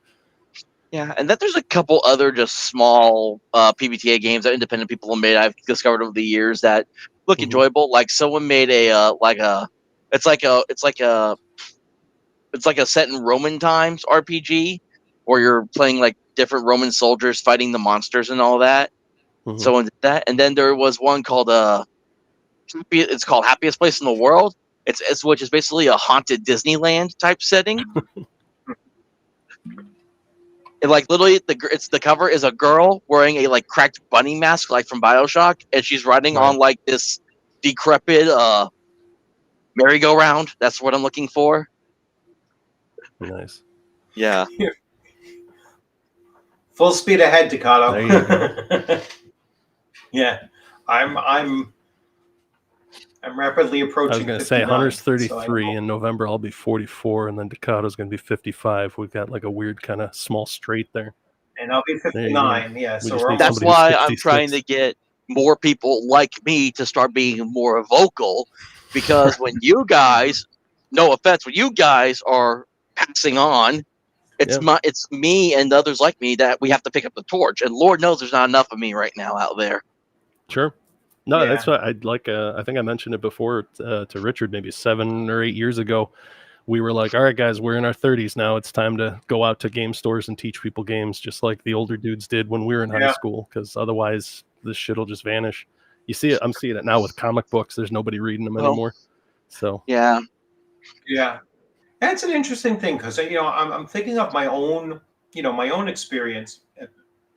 I mean, so we all started when we were 11 or 12, my group, probably closer to 11. And then we pretty much all stopped around the same time. So that would have been like 1980, anywhere from 87 to 89 is when, we pretty much stopped meeting as a group, because like when we were at the local college, that was fine. We could still get together and everything. But once our dungeon master went to, I think he went to Duke, so he left and went to North Carolina. I think that's in North Carolina. Yeah, that's North Carolina. And then our second dungeon master, he moved to Florida. So it was like, all right, we're done. And so that would have been around 88 or 89. And so it was like, okay. And then 90, I entered the military, and, I don't know how so many people have experiences with role-playing games in the military, but, it wasn't mine. Mine was, I guess I was just in a too top-heavy of a unit, and I wasn't really, I was surrounded by, to be honest with you, I was surrounded mostly by Vietnam veterans, so if I was 20, I was 23 when I was put into that unit. And so they would have been, they would have been in their 40s, by that point, right? So they were in like their 40s and everything. And it was a very top heavy section that I was in. So it was like myself as a private first class. And then there was a master sergeant. If you know anything about the difference in, it was like, he had 20 years in, when I came in, and it was like, there was no real in between for that. And it was like, there was a sergeant major in my section. And then there was, and then the lowest ranking officer was a captain, so that was like our section, that's who we really answered to. And then the rest was majors and a lieutenant colonel. So it was a very, very top heavy thing. And so there was no gaming going on. It was just, well, I mean, other than occasionally we'll throw down some cards or something like that. Yeah, with that age bracket, you're looking at maybe like somebody knowing an Avalon Hill game or something. They're not going to know anything about D&D. Yeah, but it was just like there was just no. We were very like just business oriented, right? It was just like, what's the mission kind of thing, and there was no real socializing, because like I said, it was such a top heavy thing. It's like the closest person I was actually probably with was one of the captains. I mean, he was a freaking pisser, to hang out with, and we were kind of like drinking buddies. But there was one female captain in our section, and probably about my age too. She was probably, well, she might have been slightly older than me, but she wasn't much older than me. And we weren't allowed to really fraternize, you know what I'm saying? So it was like, but there was, if she was 2 years older than me, maybe. That's probably saying a lot. And like I said, everybody else was much, much older. So it just, no gaming for me then. And it was, wasn't until, long after military service and, about 15 years into my career as a teacher. And none of the kids were playing either. I mean, my kids, like my students, like especially the younger ones, they were into Pokemon, and they were into Yu-Gi-Oh, and no Magic. Nobody was doing Magic the Gathering either. And I mean, this is into the into the early 2000s, and they weren't doing Magic the Gathering. It was all Yu-Gi-Oh and Pokemon. That they were into. Like, I collected Pokemon. I played Yu-Gi-Oh because I never knew how to play the Pokemon game. I just collected the cards that I liked because I liked them. My son, though, for some reason, I don't know what started. I think it's because he saw the show. A couple times, he started collecting Pokemon cards now. Yep. Yeah. So it was like, my gaming experience, like, we knew more about video games and doing, PlayStation 2, and then all those other systems, which I never really graduated beyond. PlayStation 2 was like the last, gaming console that I used. And then it was all computer gaming. And it was just, that kind of stuff. Well, that's why that industry makes money in the billions. Like RPGs is not even close. I did Magic for a short while when I was like back in my 20s.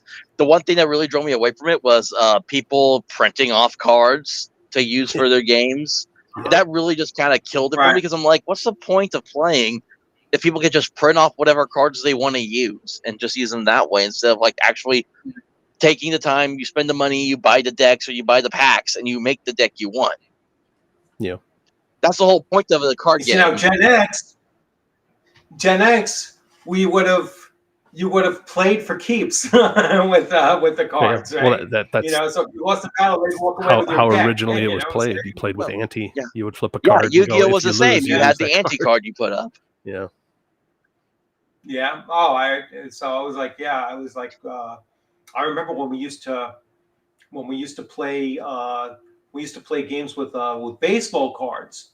That was the thing. It was like you could lose cards, playing, various things with baseball. We would do like almost like what are those strategy games with Stratomatic. baseball?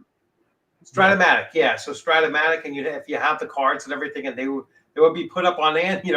It's like, oh, if you struck out 3 times, you lose that card, and the winner of the game would get to keep the cards. We used to do all kinds of crazy stuff with the stuff back then.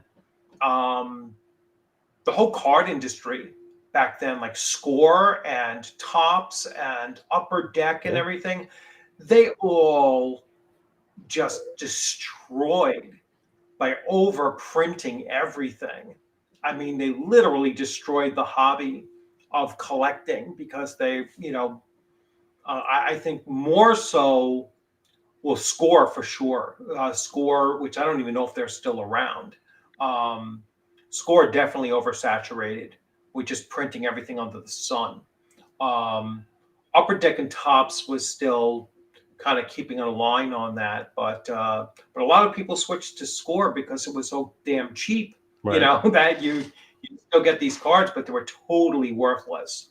Yeah, I know Tops is still around because they own they have ownership of BattleTech and Shadowrun. So yeah, Tops is never going to disappear, and Upper Deck is probably still around too. Upper Deck. I forget what card game they're printing now, but they're still in it for sure. Yeah, I don't know if Score is still around. That's an interesting thing. So let's see, Score. Card games are still big, man. This year at Gen Con, it was they just came out with the Gundam card game, and there were lines like crazy for it. So when I was at my first con, the local one back in July, I want to say it was like a board game mostly, but there was some RPG stuff still going on.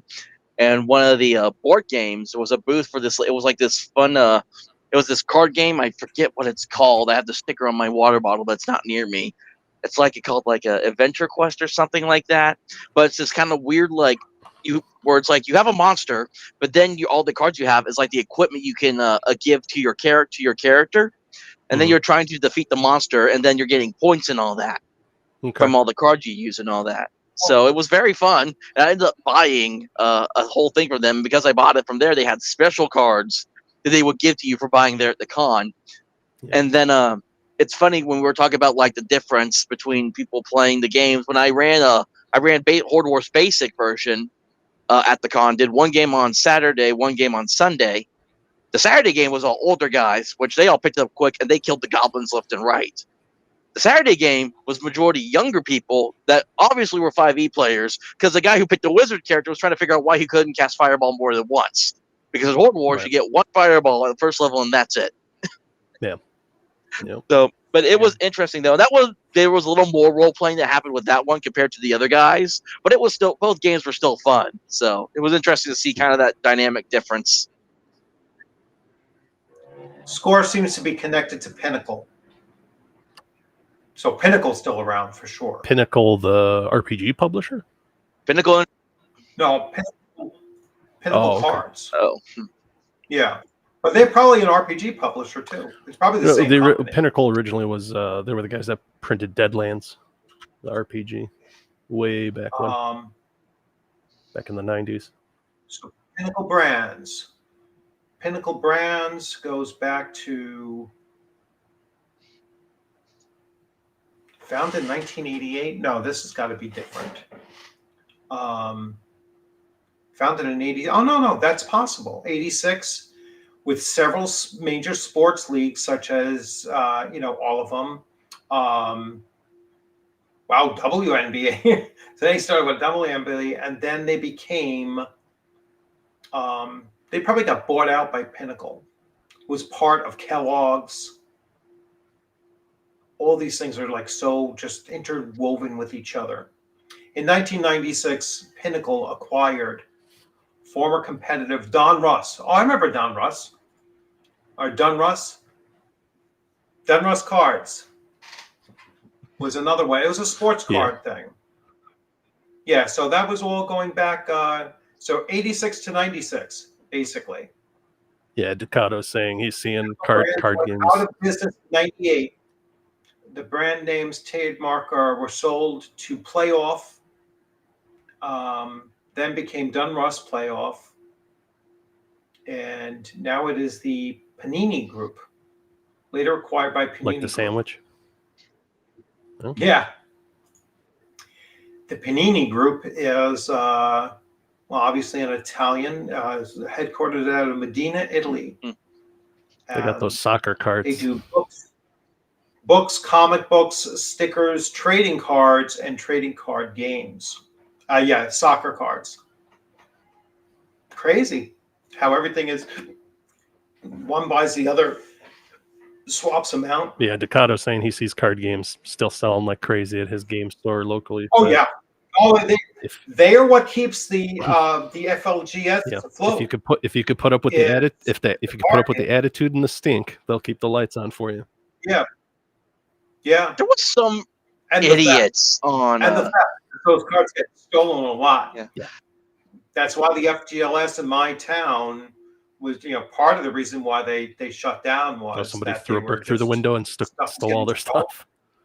Oh yeah, I saw that post. I don't know how, but I guess just stealing like loose packs or whatever, and people just not paying attention, and especially if I had like they used to put on the tables. And I remember this going back in the day where they used to have the open cases on the table, on the thing. You would just take a pack like you were getting a pack of gum, right? And you walked in, and if the person turned around, it was probably very easy for them to just slip slip a pack in your pocket. Yeah, that's why you see most of them behind the counter now, for the most part. Yeah. Yeah, no, you're talking about stink. I remember the Evil Dungeon Master I follow on X and listen to his shows and stuff. He made a post about someone posted a sign outside of their game store talking about like you must have proper hygiene and wear deodorants, and then some moron commented about how somehow people having autism and people stinking are correlated. Which, as someone with autism myself, diagnosed when I was 4, actually diagnosed, nothing else like that. I thought that was pretty rude. So I comment like, I can say for a fact that this is a very dumb comment because I share for sure that I was raised to like, proper hygiene is a must. And the guy was like, well, I got 3 autistic boys, so yes, this is very much true. Which to me, I should have I should have thought about the comment before I commented. But I then said to him, "So are you saying it's your own fault that your boys don't know proper hygiene? Then, if they can't simply just apply deodorant, how hard is that?" Yeah, teach your kids how to bathe, you lazy bastard. What's the matter with you? Yeah, it's just ugh. Now I think more people that stink aren't autistic. I would actually believe more than are. Yeah. No, this is one of the first years I can recall at a convention. I was sitting down to the Robotech Reconstruction board game, and it was a tight fit. We were playing in the football stadium over there in Indianapolis, and the guy to my left reeked. Like every time he moved his arms, it was like I got one of those headaches where it just felt like an ice pick slowly just getting pushed into your head. And it's funny because my brother took pictures of the game, and you could see me like leaning visibly away from the guy as far as I could to play the game. And it's just you don't want to tell the guy because I don't want to start a scene or anything. But it's like, dude, how do you smell that bad to where it's causing the person next to you like physical pain? I saw a funny video because I do follow some VTubers. One will share you a story about how another VTuber she knew bought sticks of deodorant, just put her own like face and name on it, and then was selling them at a convention. She's taking one for the team. Appreciate it.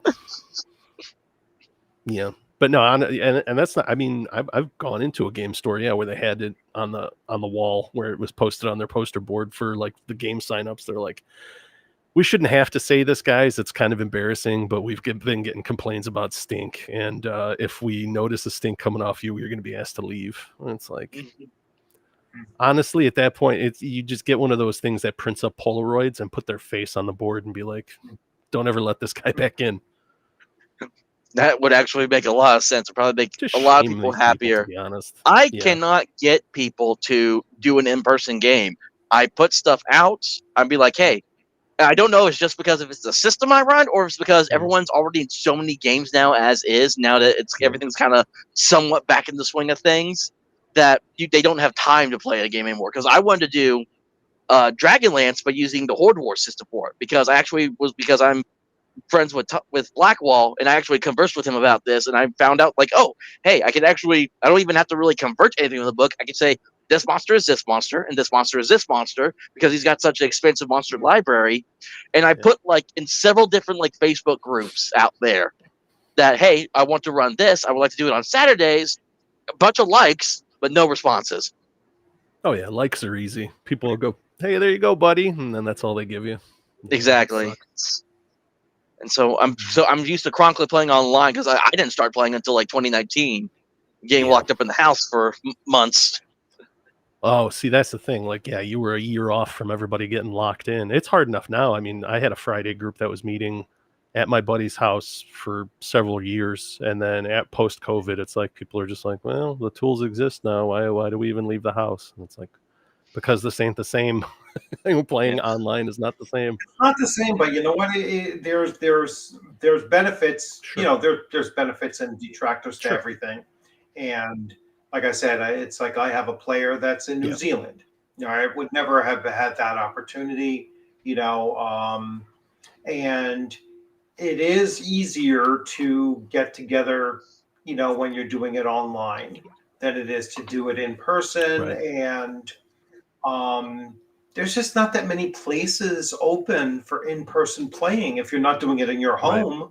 You know, there's not as many FLGSs as there used to be, you know, and it's like even public libraries are not as, you know, especially for older people, you know, as well. It's like, all right, you know, a whole bunch of, you know, 40, 50-year-old guys coming in to play Dungeons and Dragons, and back room of the library was, you know, was just something that's... Or it's all just 5e stuff now, like I have to run, because the guy who put this all together, because I'm game mastering this game coming up on a stream, but it's being put together by one of the players because it'll be for his channel. I asked him, any chance I can convince you all to do a different system besides 5e? Because I had avoided 5e like the plague for the longest time. And now I'm running it for the first time it's going to be like a Sunday evening stream. But I told the guy, but like I was telling Bloodworth earlier, I told the people in the session 0 we did a few weeks back, like, hey, we're doing it this way. We're not going Sparkle Troll 5e way. We're going to be like, sanity rules will be put into a place. Rule 0 will be highly held up, and because that's one thing I really hold. And then just, and whatever happens, basically, for the most part. So, no, I'm a big fan of you know, online play and then conventions. You know, just love conventions. You know, so all of my live play is only conventions, and it's you know, and then that's why I think conventions just gives me the opportunity to run a lot of different systems. You know, to play in different systems and just to play with whole groups of people and everything. I just like the whole concept of it. Well, now hopefully people on that channel aren't going to be like Critical Role types that are going to be trying, you know, because it is being live streamed. I didn't know that. I knew you were running a 5e game. I was like, what's the worst can happen? Oh, it's going to be streamed. So it's a live stream for a bunch of VTubers, because one of the friends that hooked me up with them all is also a VTuber, but he's more like aligned with how I think, which is how we got along, and we've gamed before in the past on other channels, so I know he's a good dude. And again, I talked to all the people that were going to be in the game in that session 0, so I got no issues running this for them all. It's just a matter of making sure that, hey, if we got to make sure that we're going to keep on schedule with this, we're going to do it, because the guy who's playing, who's also does other games, he's had issues in the past with previous games where people just either can't make it or they just keep dropping. So we'll see how. I'm hoping this lasts for a good while. I'm not going to hold my breath, but we've got a few extra people, so if at least 2 fall off, I can still keep running. Good. Yeah, Good, and yeah. then Yeah, it's when they're talking about the CR rules, they're talking about the balancing the challenge rating. the encounter balance, and Oh. challenge there's no rating. such thing as balance in Um, TTRPGs. Yeah, I know. It's like it's I know from like early on when I started like let me see what this D&D Beyond was doing, and I was like, all right, well let me create this, and all of a sudden I was like trying to create an encounter, and as soon as I went to like 5 goblins and one lieutenant, it like skyrocketed the CR level on it. And I was like, how is 5 goblins So and a goblin lieutenant something that's now for like fourth level party? I was like, it's absolutely ridiculous. They should nowhere near be in this CR level. I mean, a single 4th level character should be able to handle 5 goblins and a lieutenant. So- A lieutenant being like a 2-hit die creature. I was like, maybe unless it was a magic user, but actually, with a magic user with a sleep spell, they're all freaking dead anyway. I'm like, I just didn't get it, and every time trying to create scenarios with that stupid CR, I was like, there's no way that this is anywhere near the level of difficulty that they're claiming it is. So- And that's how I knew it was just like designed to be. Every encounter I made was like red. It was like bright red. Like this is a total party kill waiting to happen. I was like just absolutely ridiculous. you brought up D&D Beyond, which was so I own a lot. I do own some stuff through that app, just because it's like hey, it's right there on my phone. I have access to it, and then it's right there, ready to be able for me to read through when I'm like taking a break at work or something. So I told the players because they first off like what VTT are you using. I told them I hate VTTs. We're doing theater of the mind. So that threw them off for the first loop. Second loop was, hey, I'm going to create a campaign thing through D&D Beyond. Submit your character through there. 3 of them had never used it before, to my shock, surprisingly, because I was under the impression like, oh, everyone who plays 5e uses D&D Beyond to make their characters now because it's such an easy way to make characters. So I had to walk through like 3 of my players. I had to walk through D&D Beyond with them to make sure all their character sheet stuff was done right. Oh boy. Excuse me. Well, hopefully Yeah. come game day they'll be invested. I hate that when players just show up because they're like, oh, this is the thing we're doing. Like we're playing cards or eating chips and watching movies. And they just like have that low energy and then they expect you to entertain them. That's just the worst. Yeah, we'll see what happens. I already kind of went over, like, because I'm not having them all start together as one party. I'm bringing them all in together in different ways to be like, you suddenly all meet by chance and now you're stuck in this in Barovia, basically. So I'm using a bunch of the different like adventure hooks, and I got like each character has at least one of their own, or 2 of them I think are sharing one. So it'll be interesting to see how that all works out. That's going to be like the majority of the first session is like everyone's kind of got their own thing happening, and then they're all stuck together.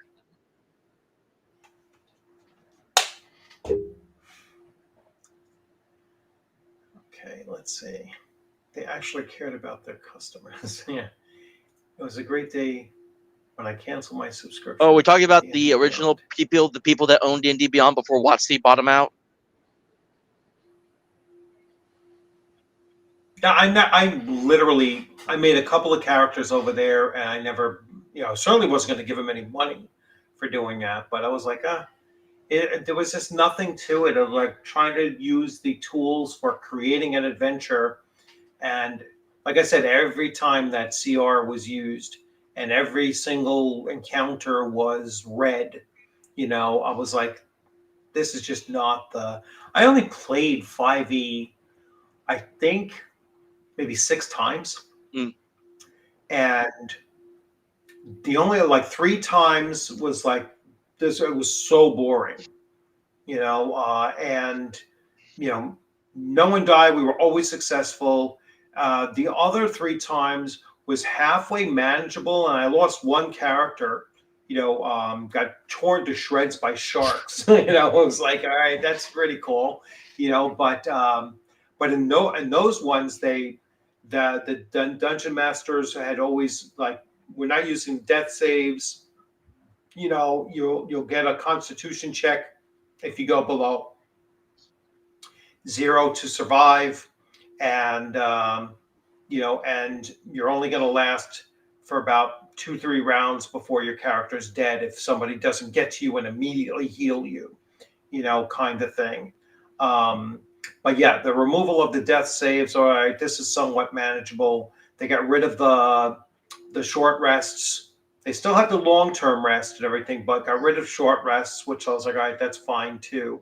But it was just, there was nothing in it that, even with those changes, I was like, why aren't we just playing first edition then? You know what I'm saying? I was like, why aren't we, why do we need all of this multi-layers of activity? And that was always my issue with it, was the action economy is just too many layers to it, too many, this is your action, and if your action doesn't fail, then you get to do this secondary action, and if they do something, then you can do a counter if they did a certain thing. It was like, how many actions am I going to actually get in this thing? And that's why every single battle lasted, for like 3 hours. Yeah. Meanwhile, you're only fighting a handful of, low-level mobs, and it's like these battles shouldn't be lasting this long. It's like I had my first edition group fought an ancient plague dragon. All right. And it nearly killed 3 of them with one breath weapon, killed one of them with the breath weapon, but killed almost the other 2. So that was 3 of the 7 player characters. And I was like, shit, this thing is going to turn sideways real fast. And they only survived and defeated this thing because I think they rolled like 2 or 3 natural 20s in a row. And it was like bang, bang, bang, like just, and I was using like a critical hits, using the critical hits chart from Castles and Crusades, 5-3. So I was like, oh, you punctured it, like one of them punctured its lung. So it was only going to survive like another 4 rounds before it died. And it died with something like still like 20 hit points or something like that. It still had at least another round left in it to do another breath weapon. And they were just, it was fortunate that and that whole battle took like 1 hour and 15 minutes. It was the longest battle we had up to that point after 2 years of gameplay. And this was in 5e? No, this was 1e. Yeah, breath weapons in 1e are rough. I remember we fought 2 green dragons, and it was like... I was like, in comparison, I was like, this is a battle with 7 players, all right, fighting an ancient dragon, and they were high level. They were 9th level characters as well, and yet one was killed. The other 2 were like at 0 hit points, and actually one of them one was into the negatives, and he had to make a death save, not to a Constitution check, system shock check, not to die. Yeah. So I was like, and it was still only like 1 hour and 20, hour and 20 minutes at most for that entire battle. It lasted about 11 rounds. And I was like, in comparison, they talk about fighting orcs in 5e that lasts that long. It was like, how do you, how do you compare with a lot fewer characters too, and a lot lower level, as well. I'm like, there's just no way that you can't say that is just a crunchy as hell system, and they attack 1e as being crunchy. It was like, it's nowhere near as crunchy. It's far more streamlined than what 5e is. Well, I'll be interested.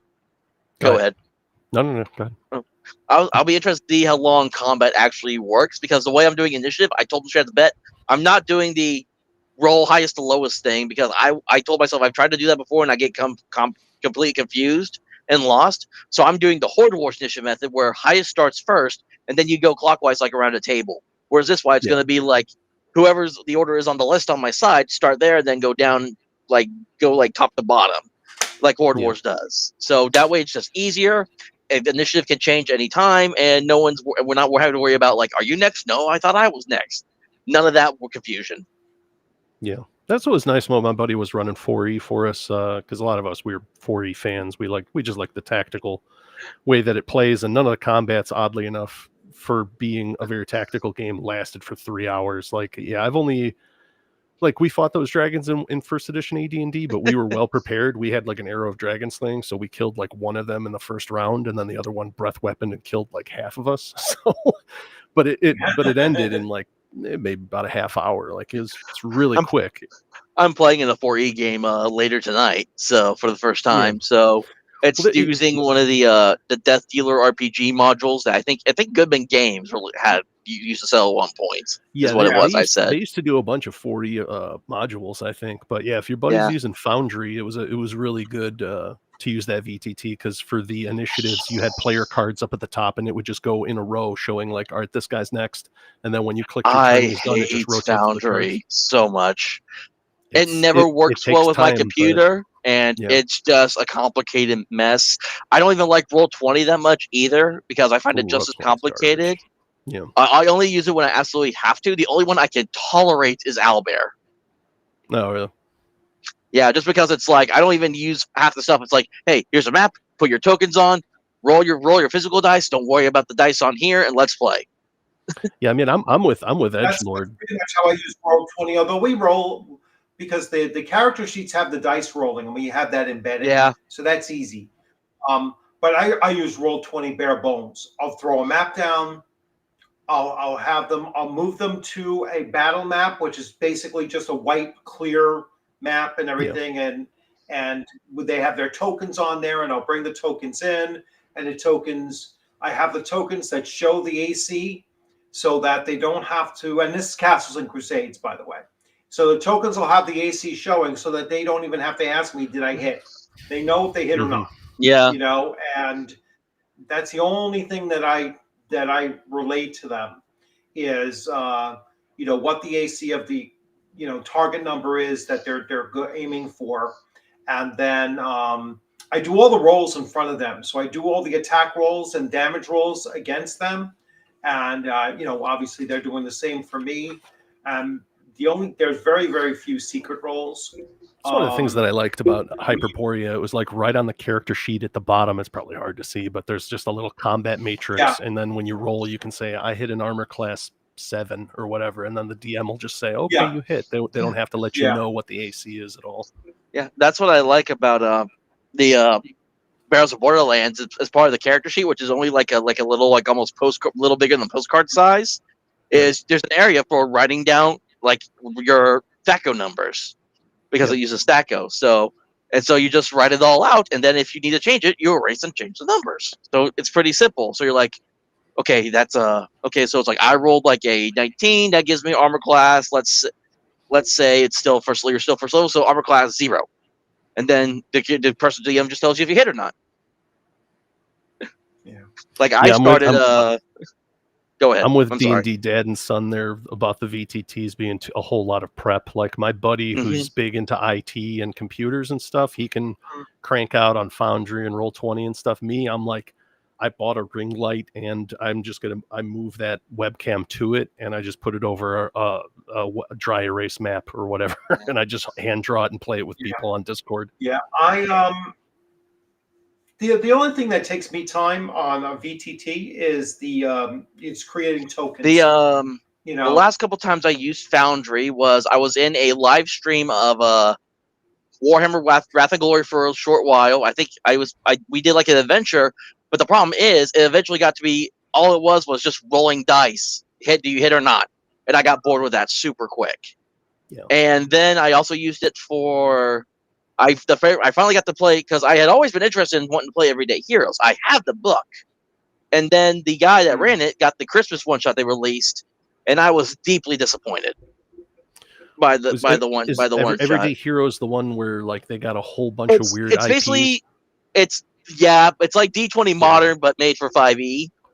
And it's like they got, because it's Rambo, Pacific Rim, Crow, Highlander, Kong, Total Recall. Total Recall, yeah. There's And I a think bunch of other ones that I was just like, what? They're Like, about to make a compendium that has like all the IPs removed, but still all that stuff from those books in it. So, oh really? It's just like, it's just weird because I can't imagine playing the Crow while what do you have a bunch of people who are these revenant spirits out for vengeance. It's like you could probably play it if you guys were like T-Bird's gang getting killed. Like it'd be the only way to play it. How that plays should have been how Wraith the Oblivion should have played. Because I tried to get into Wraith the Oblivion and it fell apart after two sessions. That's one of the few World of Darkness ones. That and Changeling. I don't think I ever played in games of those. They were just a little too out there. Like Werewolf's easy, Vampire's easy. It's pretty much a mafia game. The whole blood sucking and supernatural stuff is like sure, but if you're playing a Camarilla game, it's pretty much a mafia game. I think Black Lodge said that in a nutshell. It focuses too much. The World of Darkness games focus for me too much on the politics and the emotions of the character, whereas with Shadow City, you're a vampire, and all the politics stuff is secondary. It focuses on you, what you're doing. And that's why I wanted to be like. This is why I would like when I look through the PDF for the very first Hunt of the Reckoning. That's what White Wolf should have done for all their games. You create the character, you go out and do what the character does. You're a werewolf, go out and tear some people apart. You're a vampire, go drink some people dry. You're a hunter, go out and kill everything. Right. Which is what first edition Hunt of the Reckoning did. It's not like in fifth edition where it's like, oh, you got the external feelings and the emotional trauma of all your hunters. No, first edition Hunt of the Reckoning, you make your character. Go out and kill the monsters. Right. I think that's the thing. I mean, sure, it's fine to have a little kind of pathos to your character. I think it's just overdone by the current generation. Very overdone in the newest books. Your generation. But no, I think like just back in the day, it's like you played your humanity and whatnot. It's just like playing alignment. It was odd because everybody has a different experience. We played through the Chicago campaign for Vampire. And I was a Toreador, and everybody else was like a machine gun chainsaw combat monster. And I was like, the only guy that worked in the entire thing to get somebody set up as Prince. And I was like, I thought this game was supposed to be about politics, and instead it became like just combat monsters killing everything. I was like, okay, I guess. So it was mostly me trying to not get killed while these guys went crazy. I have stopped listening to shows because there was either too much action and not enough story, or there was too much story and not enough action. Because you have to have a good balance between the two. You can't just be all emotional and role playing and then have nothing happening going on. Or you could have just or you can't just be combat. But then there's nothing else happening besides that. One podcast I listened to, they were running Curse of Strahd, and I don't know how it happened. They rolled up so many vampires for one encounter. Their encounter went so long, they had to edit up the entire encounter and only play the highlight bits of that battle. It was that long for them to play. Yeah. I think I'm forgetting the flip side to that Chicago campaign, which was cool, was we were playing hunters, but not that hunter, whatever it was. The Reckoning, I think, was where you got magical powers or whatever. So we were just regular dudes.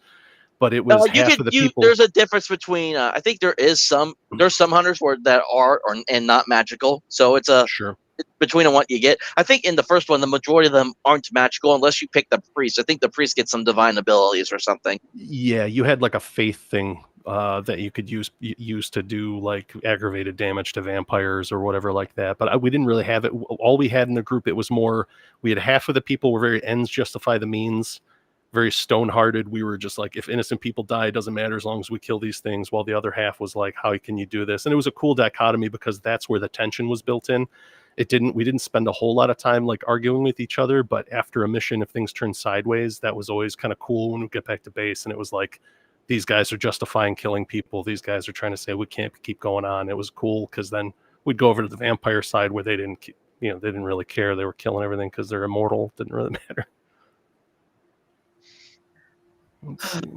Kind of long combat would kill my kids' enthusiasm. That's what I kind of liked about especially when it comes to like Shadow Dark, the combat never went too long. I feel like combat in Shadow Dark went pretty quickly, and then especially when you're doing like even some of the Power of the Apocalypse games, when it came to combat some of those, because it wasn't really hit points, it was based on like wound stats, kind of for the most part on some of them. Yeah. Combat didn't take too long in those either, depending on what happened. So that was why I liked running Dungeon World. I didn't roll any dice, and the fighter, if he so chose, could say, "I'm going to attack everybody," and then if he didn't miss, he'd be fine. But like even if he slightly missed, everything would get to hit him back. So it was up to the fighter to be how engaged he wanted to be. So it was like him controlling the throttle the whole time instead. So the combat sometimes could go really quick if the fighter's like, "Yeah, you're fighting goblins or whatever." It's like I mow them like grass. Done. Real easy. yeah, I think it's funny because kind of going back to talking about older versus younger generations in gaming. My Sunday afternoon game that I'm playing, we're currently playing a Black Hat game in. It was the guy who's running it, and then the other two players are all way older than me. Like they're either bald or gray haired, and then you got my young face. That's getting just the salt flakes currently. Yeah, that's how it is. Like someday we'll drag Bloodworth over here to Gary Con, but man, yeah, you play in the miniatures room over there. Never Those gonna guys happen. you see some old guys playing Dawn Patrol. Like holy crap! I got an older lady I'm friends with through different servers. She's trying to convince me to come up sometime to be in an AD&D first edition game with her at EggCon. Oh, there you go. Yeah, I'll run Dawn Patrol. I have it. I'll run that. Someone's trying to join. Oh, there it is. I thought I heard that ping. I just don't see them right away. They're all covered up. I don't know who it is. Hey, Edgelord. Did I not bring you in yet? Down there. You're in. I just don't You're see covering you up with the someplace. comment. Oh, You got the comment. Oh, I see some glasses and a hat. It's down in the corner there. Yeah. Where's the countdown? There you go. There we go. Hey, Edgelord. Sorry about that. I thought I heard that ping. I don't know why that ping is so low. I was like, Hang barely on, I'm getting heard it. echo. I was like, yeah. So anyway, Do you want to fix it so I'm not taking There up we like go. the majority of the screen, or I was I gonna don't say know what happened. there you go. Hunter's show There over we go. here. Yeah. Hey, can you guys hear me? Yeah. Mm-hmm. Oh, I can hear you. nice. This is my first time going on camera, so Oh, well, welcome and good to see you. I see you have a lot of stuff behind you. no, there. That's yeah, cool. that's my Are you little at a area. store? No. Oh, I'm okay. in my. I always call it I'm in my mom's basement. Okay. Yeah. AKA his man cave. Yeah. Yes. Yeah. I got a little pinball table back there, and Yeah. nice. The I'm creator of a painting game right now. I interviewed on Friday. He was streaming from his little man cave. He's got all these old like action figures just hanging on the wall behind him. It's cool though. I almost want to run a GI Joe campaign and get a bunch of action figures Do from it. back in the day, but I don't know. That system kind of looks. I was about to wonky. say G.I. The Joe game would Renegade be system fun, sucks. just not with Renegade's game. What's that? Renegade? It looked like That's it did. Renegade, right? I Was tried that running it for my Renegade? buddies because I was a big '84 GI Joe's fan, and I was like, "This is dog shit, man."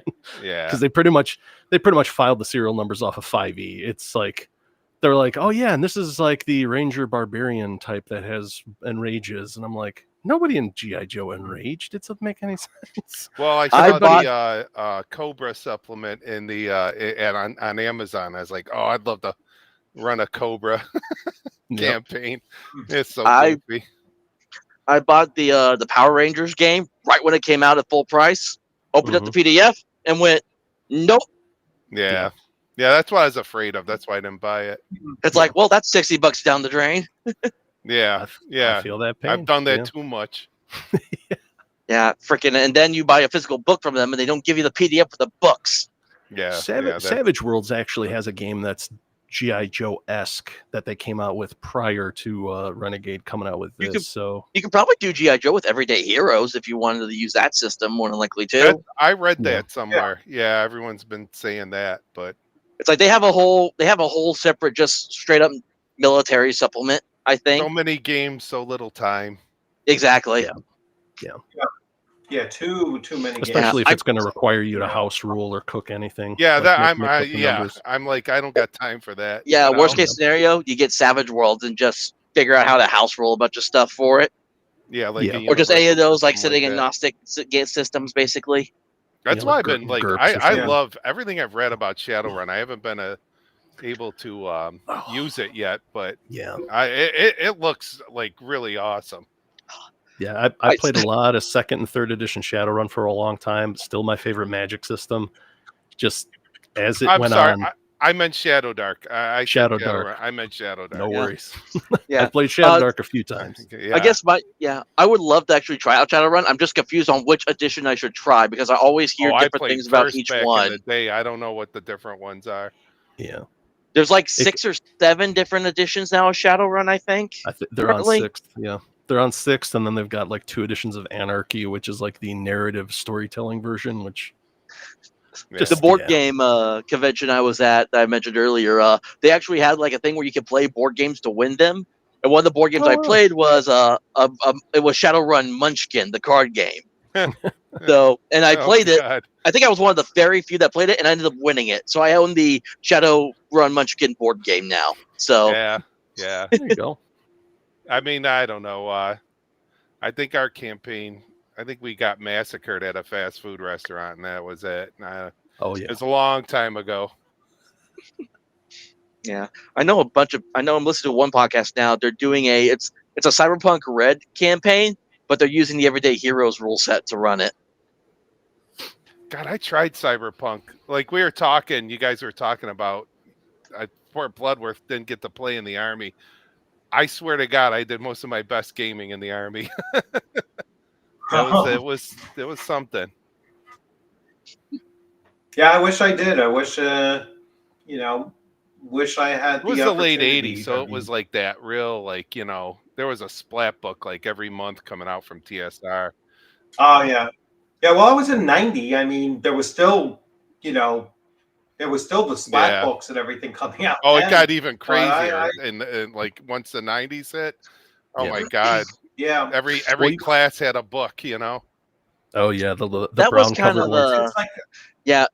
In that group there, I mean, I just found that we were playing PlayStation and doing that stuff, and but like I said, my unit was just so I could see that some of them are like that. I don't know. I'm always able to sniff out the gamers wherever I go. But lately but not now. I can't. Well, right. I know, because they don't use deodorant, right? No. If I went out to the motor pool, they would have been shooting dice. Yeah. That was, that's all they were doing was shoot. I'm playing cards, dice and that cards. would have got dangerous for me. So I'm glad I wasn't in that unit. There was, I don't remember. There was just not that many. I guess there were people my age. I mean, I certainly wasn't like the oddball at 23. What did you do in there, Bloodworth, if I can ask? I was on a military police unit. I swear I played with MPs. That's what when I was stationed in Honduras, all my players were mostly NPs. Yeah, no, it's a military police unit. It was a reserve unit. That was activated obviously for Desert Storm. Well, thanks for serving there. No, it was an interesting, very short time. I mean, it was like same here. Done. Yeah. I got out right before 4 or 5 months done. Desert Storm. We were fighting the war on drugs, ironically. Yeah, we lost that war, by the way. Still losing the war on drugs. Yeah. Actually, we had one guy in our unit whose brother was killed in the Panama. Oh yeah. Well, we were. My unit was involved in that. Yeah, he was actually killed in that, and it was like I came in after, but I mean, our unit was involved in it. And then we had people go to Haiti for the hurricane. That was in the mid '90s and everything. So they started cycling over and heading. I forget which was that Hugo. That might have been Hugo. God, there's been so many I lost. Yeah, we had like people. Hurricanes are even worse than several, people. We had several people go over there because. Like I said, my unit was a reserve unit, so most of the people in my unit were police officers. So whether they're, and this was Long Island, New York, so they were either NYPD or Nassau or Suffolk County police officers. Most of them, like I said, most of them were Vietnam vets and or higher enlisted. Most of the officers in the unit were either, like, I was in the S4, which is like the logistics unit, group in the group, and so our lieutenant colonel was he was higher up in the MTA. All right. The JAG, obviously, everybody was a lawyer or a judge. Yeah. Like in civilian life, there. They were all lawyers and judges. We had, the officers. Well, most of our officers were police officers as well. I didn't mean to derail this by asking. I just was interested. I know you're a veteran and whatnot. Yeah. So it was it was a fun time. It was interesting. I can tell you that. It was an interesting time, a great time. It was great to have done 8 years. I did 8.5 years. I did one extension, but it was 8.5 years. I did my 3 and took off. I wasn't a good soldier. We'll just. I was all right. I mean, I didn't get into too much trouble. I was a great PFC and kind of a as an E4 acting Jack E5. I was like, all right, well, obviously when I was a PFC, I was doing the work of a sergeant anyway. That's usually how it goes. I was able to shine at that. And then once I got to E5, I was like, there weren't just enough privates under me to actually do anything. I think the most I had under me was. So you're still doing the same job? Yeah, I was still doing the same thing. So you just got paid more for it, I guess. Only marginally so. Really. Really, I only made E5 so I can watch people pee in a cup. All right, that was a requirement. On the drug testing team, because that's what I ended up doing. I ended up being on the drug testing team, and so it was like, oh, you got to be an E5 to watch people pee in the cup. I was like, all right, because back then I know the whole drug testing rigmarole. Yeah, but I'm saying, like, back then, if a lot of people used to leave units because there was no slot for you to move up in rank. Yeah. You know what I'm saying? There was only a limited number, but if you were watching people pee in a cup, you'll make E5. You know what I'm saying? It's like, because you had to be an E5, for the privilege of watching, what was it? Skin plastic flow. Skin, I had to see the skin in the plastic and you had to watch the flow. It was those body cavity searches at E6 that really broke people. They were like, I think I'm going to cut out. I was like, and then it was just all right, that's thrilling. And then, the only real fun thing I did was because, being in logistics, it opened up so many different, additional MOSs or training schools and everything. So when I did crew-served weapons training, that was a fucking blast.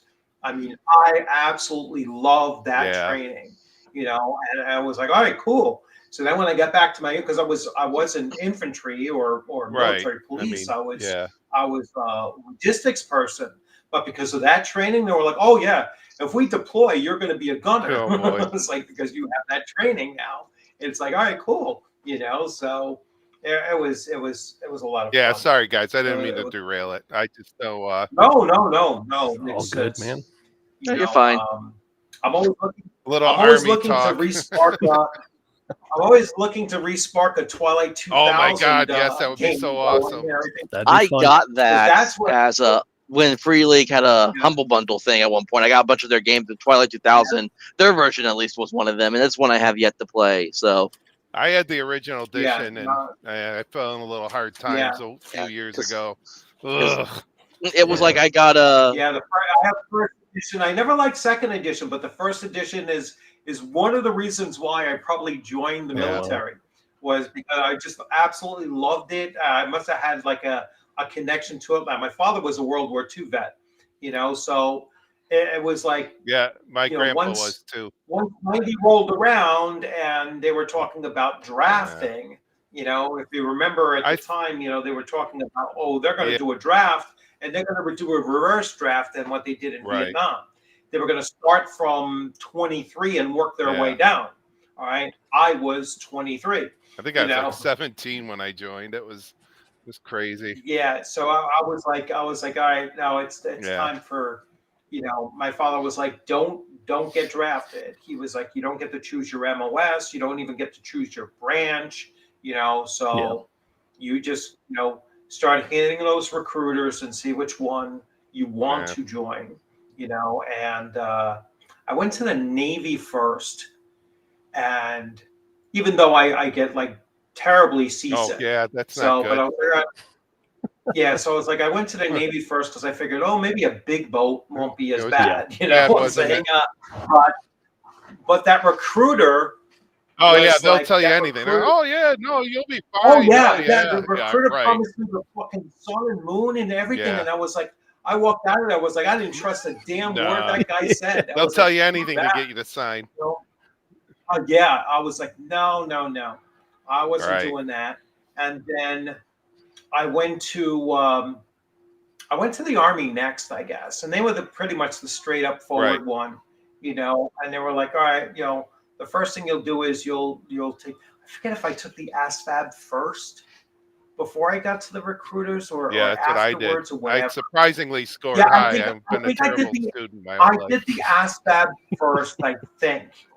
And I scored like a 135, all right, which was, very high on the ASVAB. So it was like a 135. I want to say I was in, I don't even remember. It's been so long.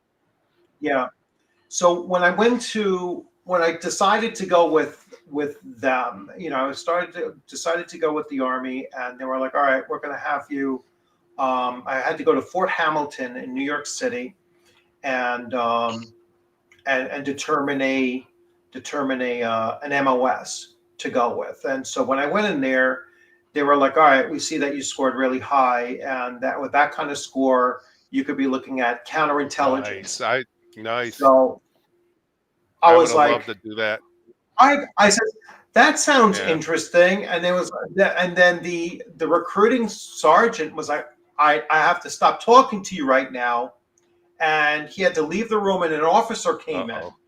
And then an officer was like, all right, we're going to have to do an FBI check on you, your family, your neighbors, for the security clearance. Yeah, for the security clearance and everything. And they did that to me when I got stationed in a unit.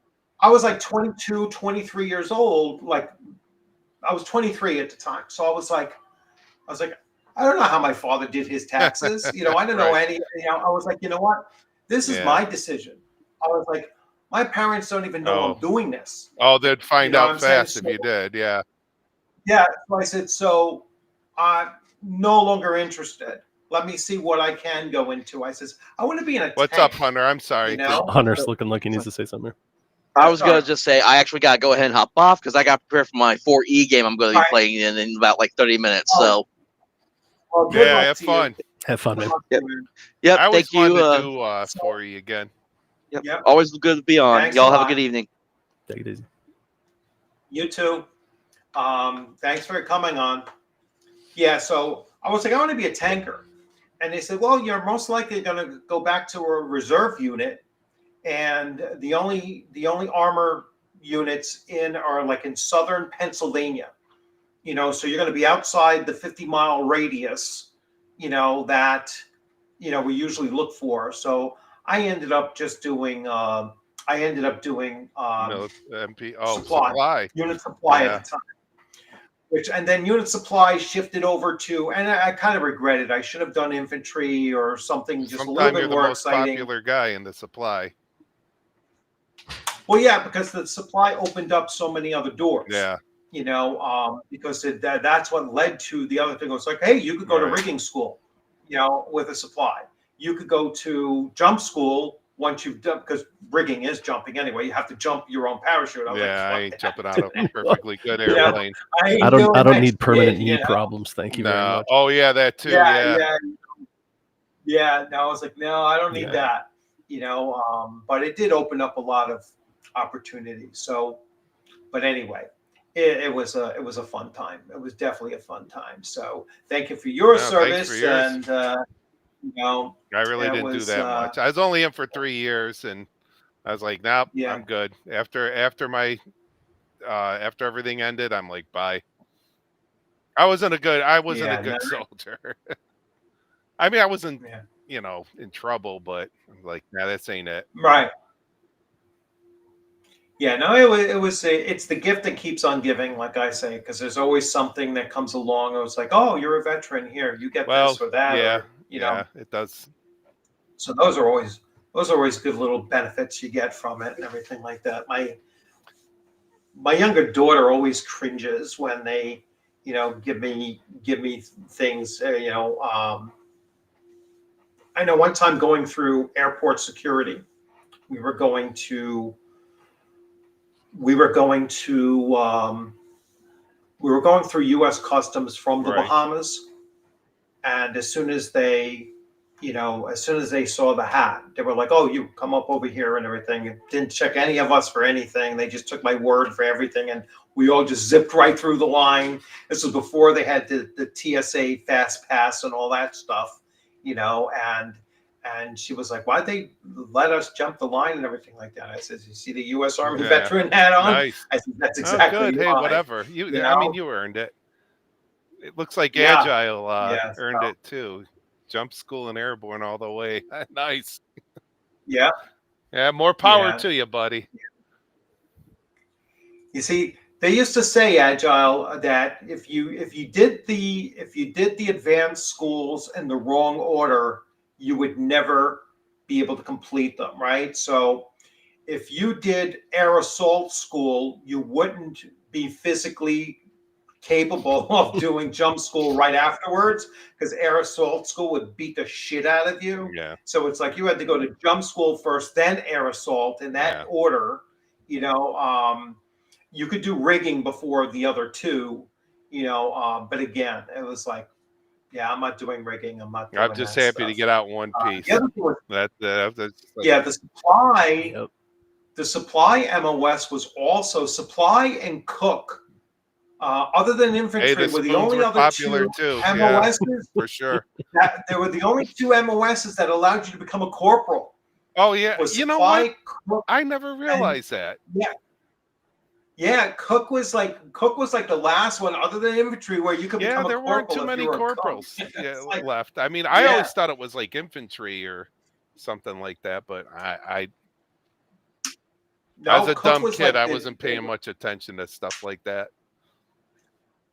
Yeah, there was a weird thing. It was a weird setup. So when we went to basic training and everything, and we had a corporal, in basic training. He was actually a TRADOC, so in the initial training before we went to basic, and he was a corporal, and everyone was like, oh wow, corporal and everything.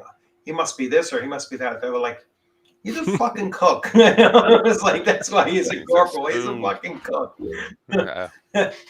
Hey, whatever got him through. Yeah, I was gonna say Roadblock was a cook. I'm all for it. Roadblock, nice. Didn't they have I think I remember the refrigerator, right? Wasn't he a GI Joe? He was. He had he had a big football like on a stick, like a mace. It was ridiculous. You're like, what? Yes. Oh, that's the best. Yeah, that's the best. I know it started getting crazy after a while. Yeah. But hey, thanks for having me on, Bloodworth. Yeah, no, thanks for coming on, Edgelord. Good to meet you and see you in person and everything like that. I'm going to try hitting that Central New York con. I mean, it sounded between you and Double D there and all that. It sounded real fun. Yeah. Oh, it was a great convention for a first year convention. It was phenomenal. Yeah. I mean, and then you had what's his name? The guy who did God, I'm blanking. Sorry, it's been a long day. Dragon Slayer. Yeah. Greg Gillespie. Gillespie. And, Yeah, Gillespie. and, I wanted to meet him and- too. I know he's like and Joe right Block. near me. Joe Block was there as well. So he does. He does. Oh my gosh, Adventures Dark and Deep. Oh yeah. Right, so the he's Greyhawk there. Grognard. Yeah, I wanted to see Greyhawk him Grognard's too. Yeah, there, I like his And channel. Eric Tenkar's there. Oh, Tankar and, was too. Yeah, I listen to him all the time. Yeah, all the people. All the OSR crew. Kind of like within this kind of like a the New York kind of area and everything. I'm Where in are Buffalo. you? Oh, you're in Buffalo. Right, yeah. So you're not that far. I from think there Gillespie lives right over in Hamilton. I always keep asking him if there's a place I can just physically pick up Dragon Slayer instead of ordering, because I drive up there over the border and get it. Yeah. Yeah. So no, it's a great con. You'll really. It sounded fun. And this it year sounded like a blast. This year it's a Thursday, Friday, Saturday. It's not that far of a haul for me not. either. I probably like a couple hours. So where was it? Utica? Yeah. It's in Utica. Yeah, it's not far. Or just on the outskirts of Utica, but basically it's Utica. So for you in Buffalo, I think it's like 2 hours and 45 minutes from me, and Buffalo is like Probably another 3 hours from there. It's probably midway. Why? Where are you? I'm in Poughkeepsie. Oh, okay. I know where Poughkeepsie is. New Yeah, York. I almost saw an ECW show there years ago. Oh my God. Yeah. I know. We're going back there too. They still do wrestling there. Do they? Yeah, I over. remember they used to advertise Poughkeepsie all the time. I'm like, we should go to Poughkeepsie. Yeah. No, ECW shows, man, they look like a lot of fun. It's I was just got a near into riot wrestling a in little Buffalo. later. The Dudley Boys almost started coming out in Miami jerseys, saying disparaging things to the fans. It was fun. So, but hey, thanks for having me on. Yeah, no, thanks for being on, and I look forward to seeing you at CNY. Yeah, that'll be awesome. I'm dying to meet everyone. I always tickets are on wanted to do sale now. VentureCon, but hey, someone said he's doing it online this year. Yeah, 4.5. He's doing an online one. Yep. I might go. I might. I think. Well, I forget. Was that in? I forget when it is. If it's December or January, something like that. That'd be fun. It might be December or January, right? That. Yeah, I'll definitely do that. Do you guys run virtual tabletops? I kind of have to these days. I do. Yeah. I run on Roll20 and Discord, like a combination I bought of the two. Fantasy Grounds on Steam, and you almost need like I have Fantasy Grounds. It needs a lot of attention. Yeah. Yeah. It's very, very difficult. I know. To use. And I also have Foundry, and that's difficult setup as well. It's like you. Is it? I was looking into it. Yeah, so I just use Roll20. It's so easy to use. It's simple. As long as you're not using all of their features. Yeah, with like dynamic lighting and all that, I'm like, no, we're good. Yeah. No, I was having a problem. I was just running writing. what was that? That Labyrinth or Citadel, the Scarlet Minotaur, or whatever it is. It's like the first one that they wrote for Shadow Dark.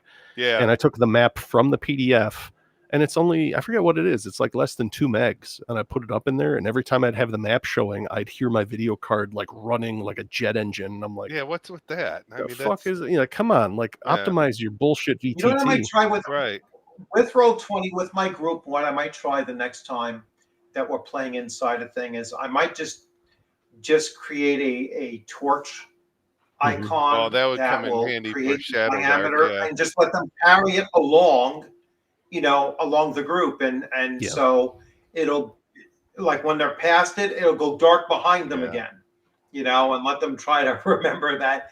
Maybe I'll do it that way instead of just. So all I do now is I just clear, I unhide the map so that they can see it. But maybe I'll try the torch and see that. I will never do, because the torch, you don't have to do the dynamic lighting where you have to illuminate every wall. Like you have to set up every wall. And I don't think the torch requires that. So I might test it out. The only thing I'd be worried about is if that aura goes over a secret door. and then it just shows up. And then they're Well, like, yeah, "Well, now secret we're looking doors for the were secret always door." something. I forgot. Yeah, Yeah, that's right. Yeah, it's because that's what I would do. Would I be would a just, little- I'd go, okay, who has a torch? Click on their token, give them like the 15-foot like light radius, and then just yeah. clear it. My players have kind of figured out that when I do that with like when I start revealing a room, and if I don't show the actual, if I don't show the actual edge of the Right. space, they're like, oh, there's probably a secret door there. It's like, all right, yeah. So let's see. So place a light. I'm doing it right now, and seeing. Oh, and then I have to toggle on this light and activate it, or That's the whole thing with setting up maps and all that on those things. I'm like, God, I Yeah. know. I would just love to have So- like a, I don't know. I don't get out. I need much. the John Madden light pen, so I could just draw it and be like, there you go. There's a room here, 10 foot by works. Boom. And that'd be it. It'd be real easy. But instead, now you have to snap it to it and remind people, hold down Alt because the map is snapped to the grid, but you're not going Oh, to snap God. to the proper square. Actually, it didn't even function like placing a light. It didn't even create a light source around it. I'll have to mess around. That's with what this I a was little thinking bit. of doing with. I bought Fantasy Ground so anyone can use it with me. Oh, here we I'm go. like, Here we I go. got to screw around with this, but I Yeah. got miniatures to paint over here. What are you painting them for? I got These are like just some generics? Zombicide, like Oh, there you go. yeah, I'm trying to paint all my Zombicide stuff up, and Conan, the Monolith Conan The game. board game. Yeah, Yeah. yeah. And then I don't know. I like painting. No, that's fine. No, yeah, the Coleman or not, they had some good sculpts. I'll always give them that. But like, I'm trying to get into Warhammer, but I fucking hate Games Workshop. I just fucking hate them. That's always the problem. Their miniatures are so awesome, but I fucking hate them. Yeah. I'll have to mess around with that. Create a light. Oh, sorry, I didn't mean to Because it get you wasn't into working. that.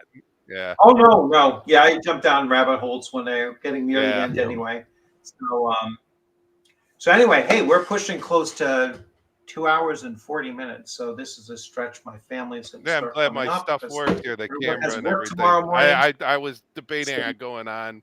I was listening while I was painting, and Oh no, it was Yeah, great to have cool. you come on. I really It's always good to appreciate have new it. people. A lot of fun. Yeah, always great to add new people and everything. And yeah, like these open mics. That's what they're Yeah. there for. Open mic Sundays. If I have a focus, I'll let you guys know. Usually a couple days in advance. But these last 2 weeks, I haven't had any focus Nah. whatsoever. It's like, all right, whatever's happening during the I week, get I'll that bring more it up. often than not. Lack of focus. So, all right, guys. Thanks a lot for stopping in. Everyone, thanks a lot for all of your comments in the comment section. And as always, if you have anything that you want me to bring up on a Sunday stream, just let me know during the week and say, hey, here's a pretty cool topic we could talk about, and we will certainly do so. Yeah, looking forward to it.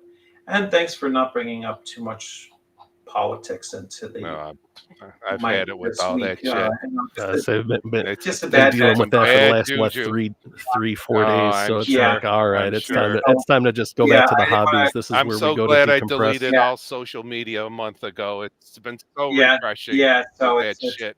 it's good to just to like I said, talk about gaming without even if it does have some crossover and everything. It's like I know who to avoid and who to like. So I kind of said my piece, and I was Yeah. like, listen, if you're going to say I leave it to the professionals like follow Double me. D. He's been on it, Yeah. so I leave it for him.